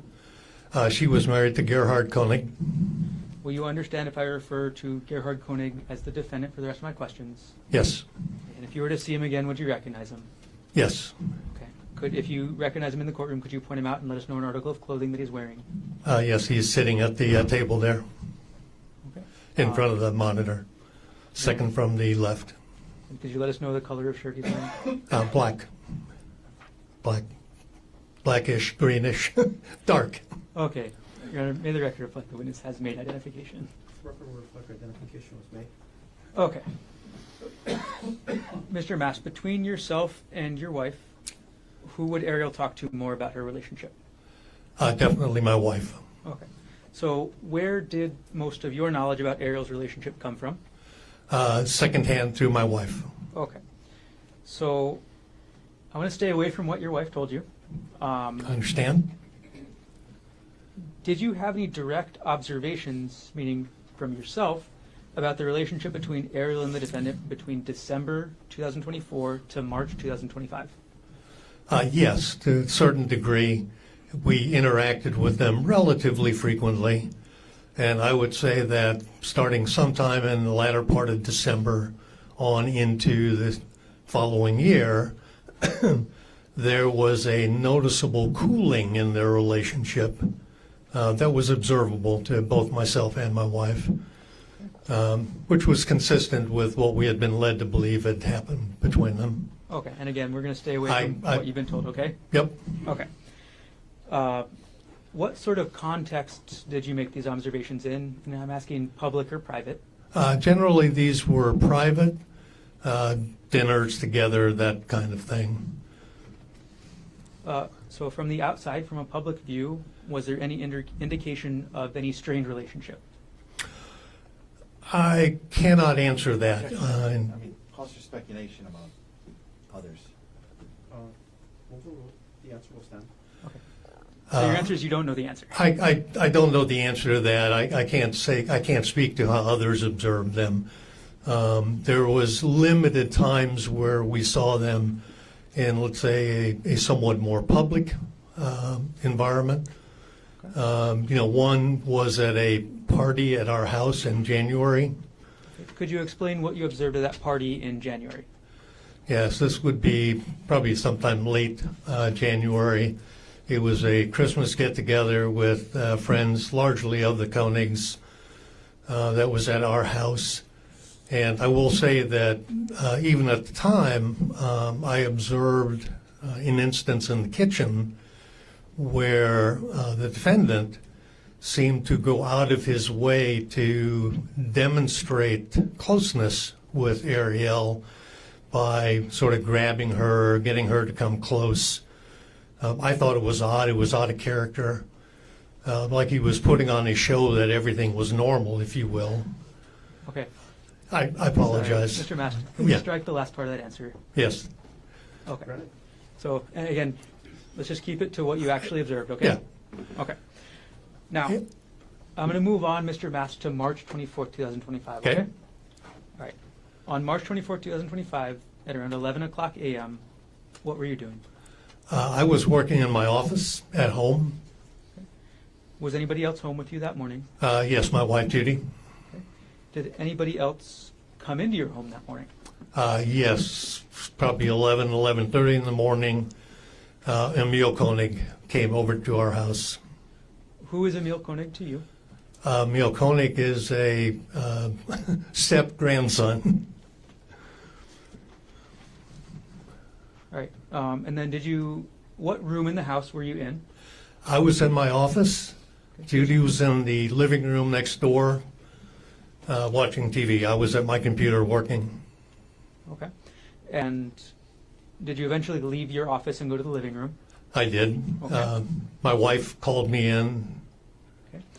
And I'm going to jump ahead in time, Mr. Mast. As a result of what happened that morning with you, your wife, and Emil, where did you and your wife go? As a result of what we heard, we got a flight and flew from Maui to Oahu. And took flight here, got in probably about 2 o'clock in the afternoon, went over to Queens Medical Center. And who did you see at Queens Medical Center? We went to see Arielle. Mr. Mast, are you aware of any loan that you and your wife provided to Arielle and Gerhardt Konig? Yes, Is that loan still outstanding? it is not. Okay. When was that loan paid? That loan was repaid probably sometime in April of that year And how was it repaid? in the form of transaction, a electronic transaction. Okay, and I'm sorry. Who was the person that fulfilled that transaction? Arielle. Okay.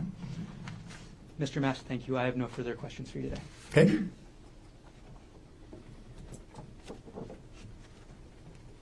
Cross-examination. Good afternoon, Mr. Mast. Good afternoon. So you indicated that from December to March, you were around Arielle and Gerhardt a decent amount of times, yes? Once or twice a week. Yeah, once or twice a week, and you got to see them interact with one another, right? Correct. And when asked about anything odd, there was a party, and you were in the kitchen, and he pulled her close and seemed to go out of his way to demonstrate closeness. That's what you said, yes? Correct. All right. No further questions. Thank you, sir. Any redirect? Thank you. Mr. Mast, thank you. You can step down. All right. That first step. Thank you.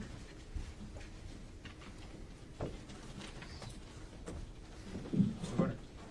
The state's next witness, the state calls Judith Mast.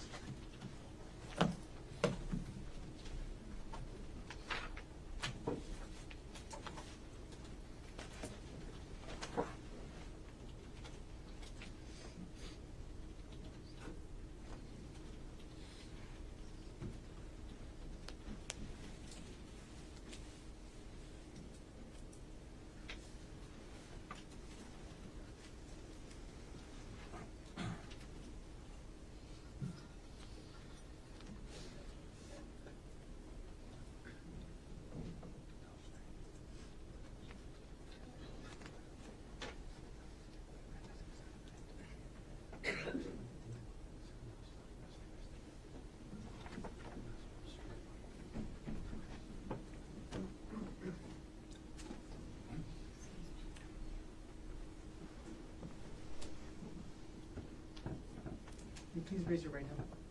You do solemnly swear affirm that the testimony about to give shall be the truth, the whole truth, and nothing but the truth?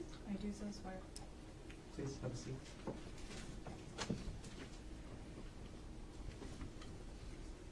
Okay, good afternoon. Good afternoon. First thing I'm going to ask you to do is if you can pull the microphone as close to you as possible and speak directly into the microphone for the rest of this afternoon, okay? Okay. All right. Can you please state your name? My name is Judith Lynn Mast. Is it okay if I call you Judy for the rest of my questions? Please do. Judy, what do you do for work? I am retired. Congratulations. Thank you. Where do you live? I live in Kahului, so it's 263 Kamalei Circle, Kahului, 96732. And who do you live with? My husband, Peter Mast. Judy, are you related to any person involved in this case? Yes, I am. Okay. Who are you related to? Arielle Konig is my daughter. As of March 24th, 2025, who was Arielle married to? Gerhardt Konig. Will you understand if I refer to Gerhardt Konig as the defendant for the rest of my questions? Yes, sir. How close were you and Arielle? We were and continue to be very close. Without going into any details of what was said, did Arielle discuss her relationship with the defendant with you? Yes, she did. Aside, again, from what Arielle may have told you or may have said, did you have any direct observations of the relationship between Arielle and the defendant between December 2024 to March 2025? Yes, I did. Okay.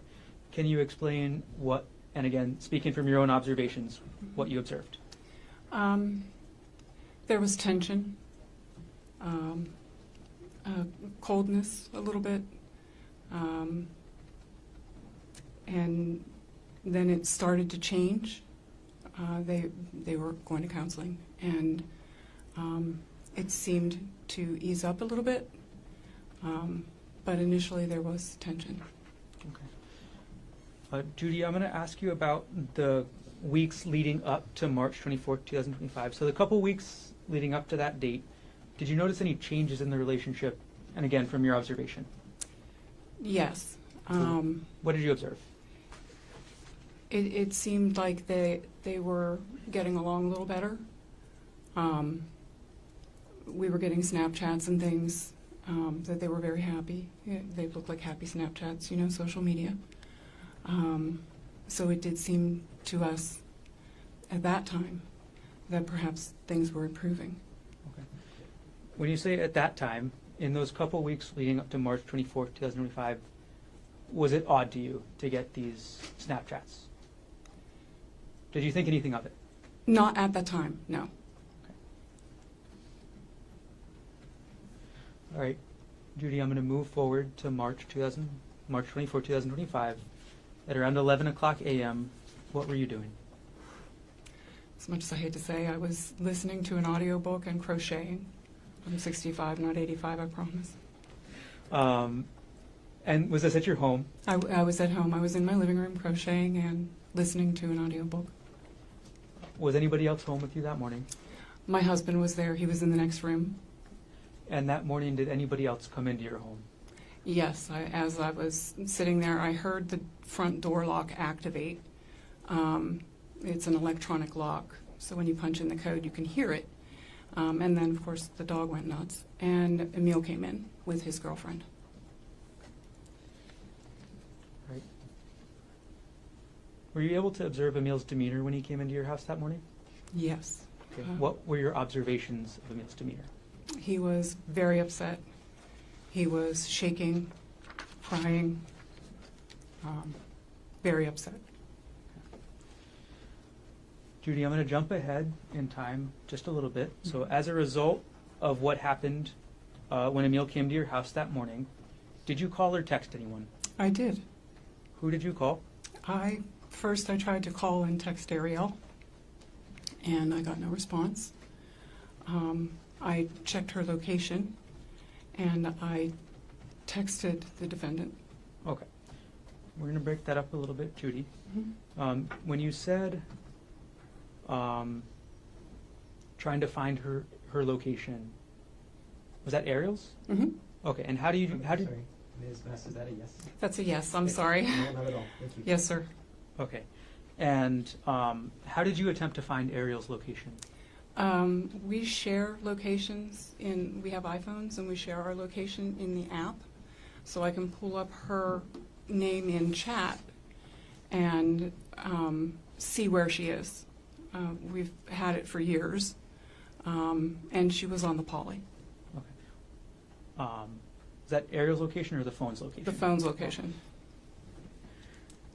And how often did you use the sharing locations function on your phone? Oh, quite a bit. In terms of timing, when did you try and look up Arielle's location on your phone? From the time that Emil came to visit me, through even when because we came to Oahu pretty quickly thereafter, and even when we were at the hospital, her phone was still on the poly, even though Ari was still in the hospital. So I actually gave my phone to the detective to see if they could locate the phone. Okay. I'm going to backtrack just a little bit, Judy. You mentioned that you texted the defendant. Do you remember what time you texted him? It was 11:33. 11:33 a.m.? Yes. Okay. And what did you text the defendant? Is Ari okay? When you texted the defendant, "Is Ari okay?" did he respond saying that Arielle attacked him? No, sir, he did not. Did the defendant respond to your text saying Arielle went crazy? No, he did not.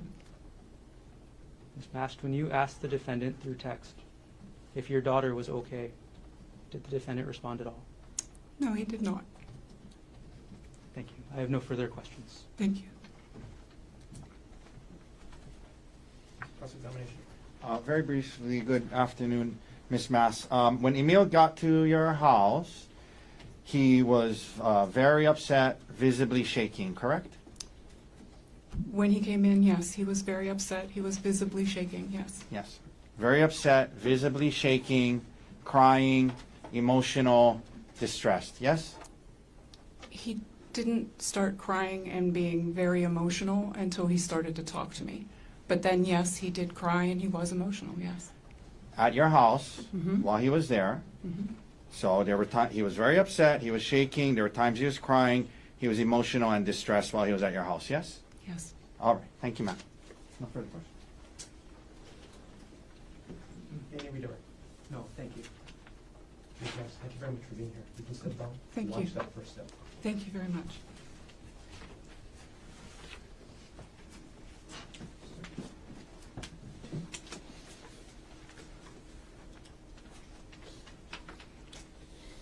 Mr. Garner? May we approach? Yes.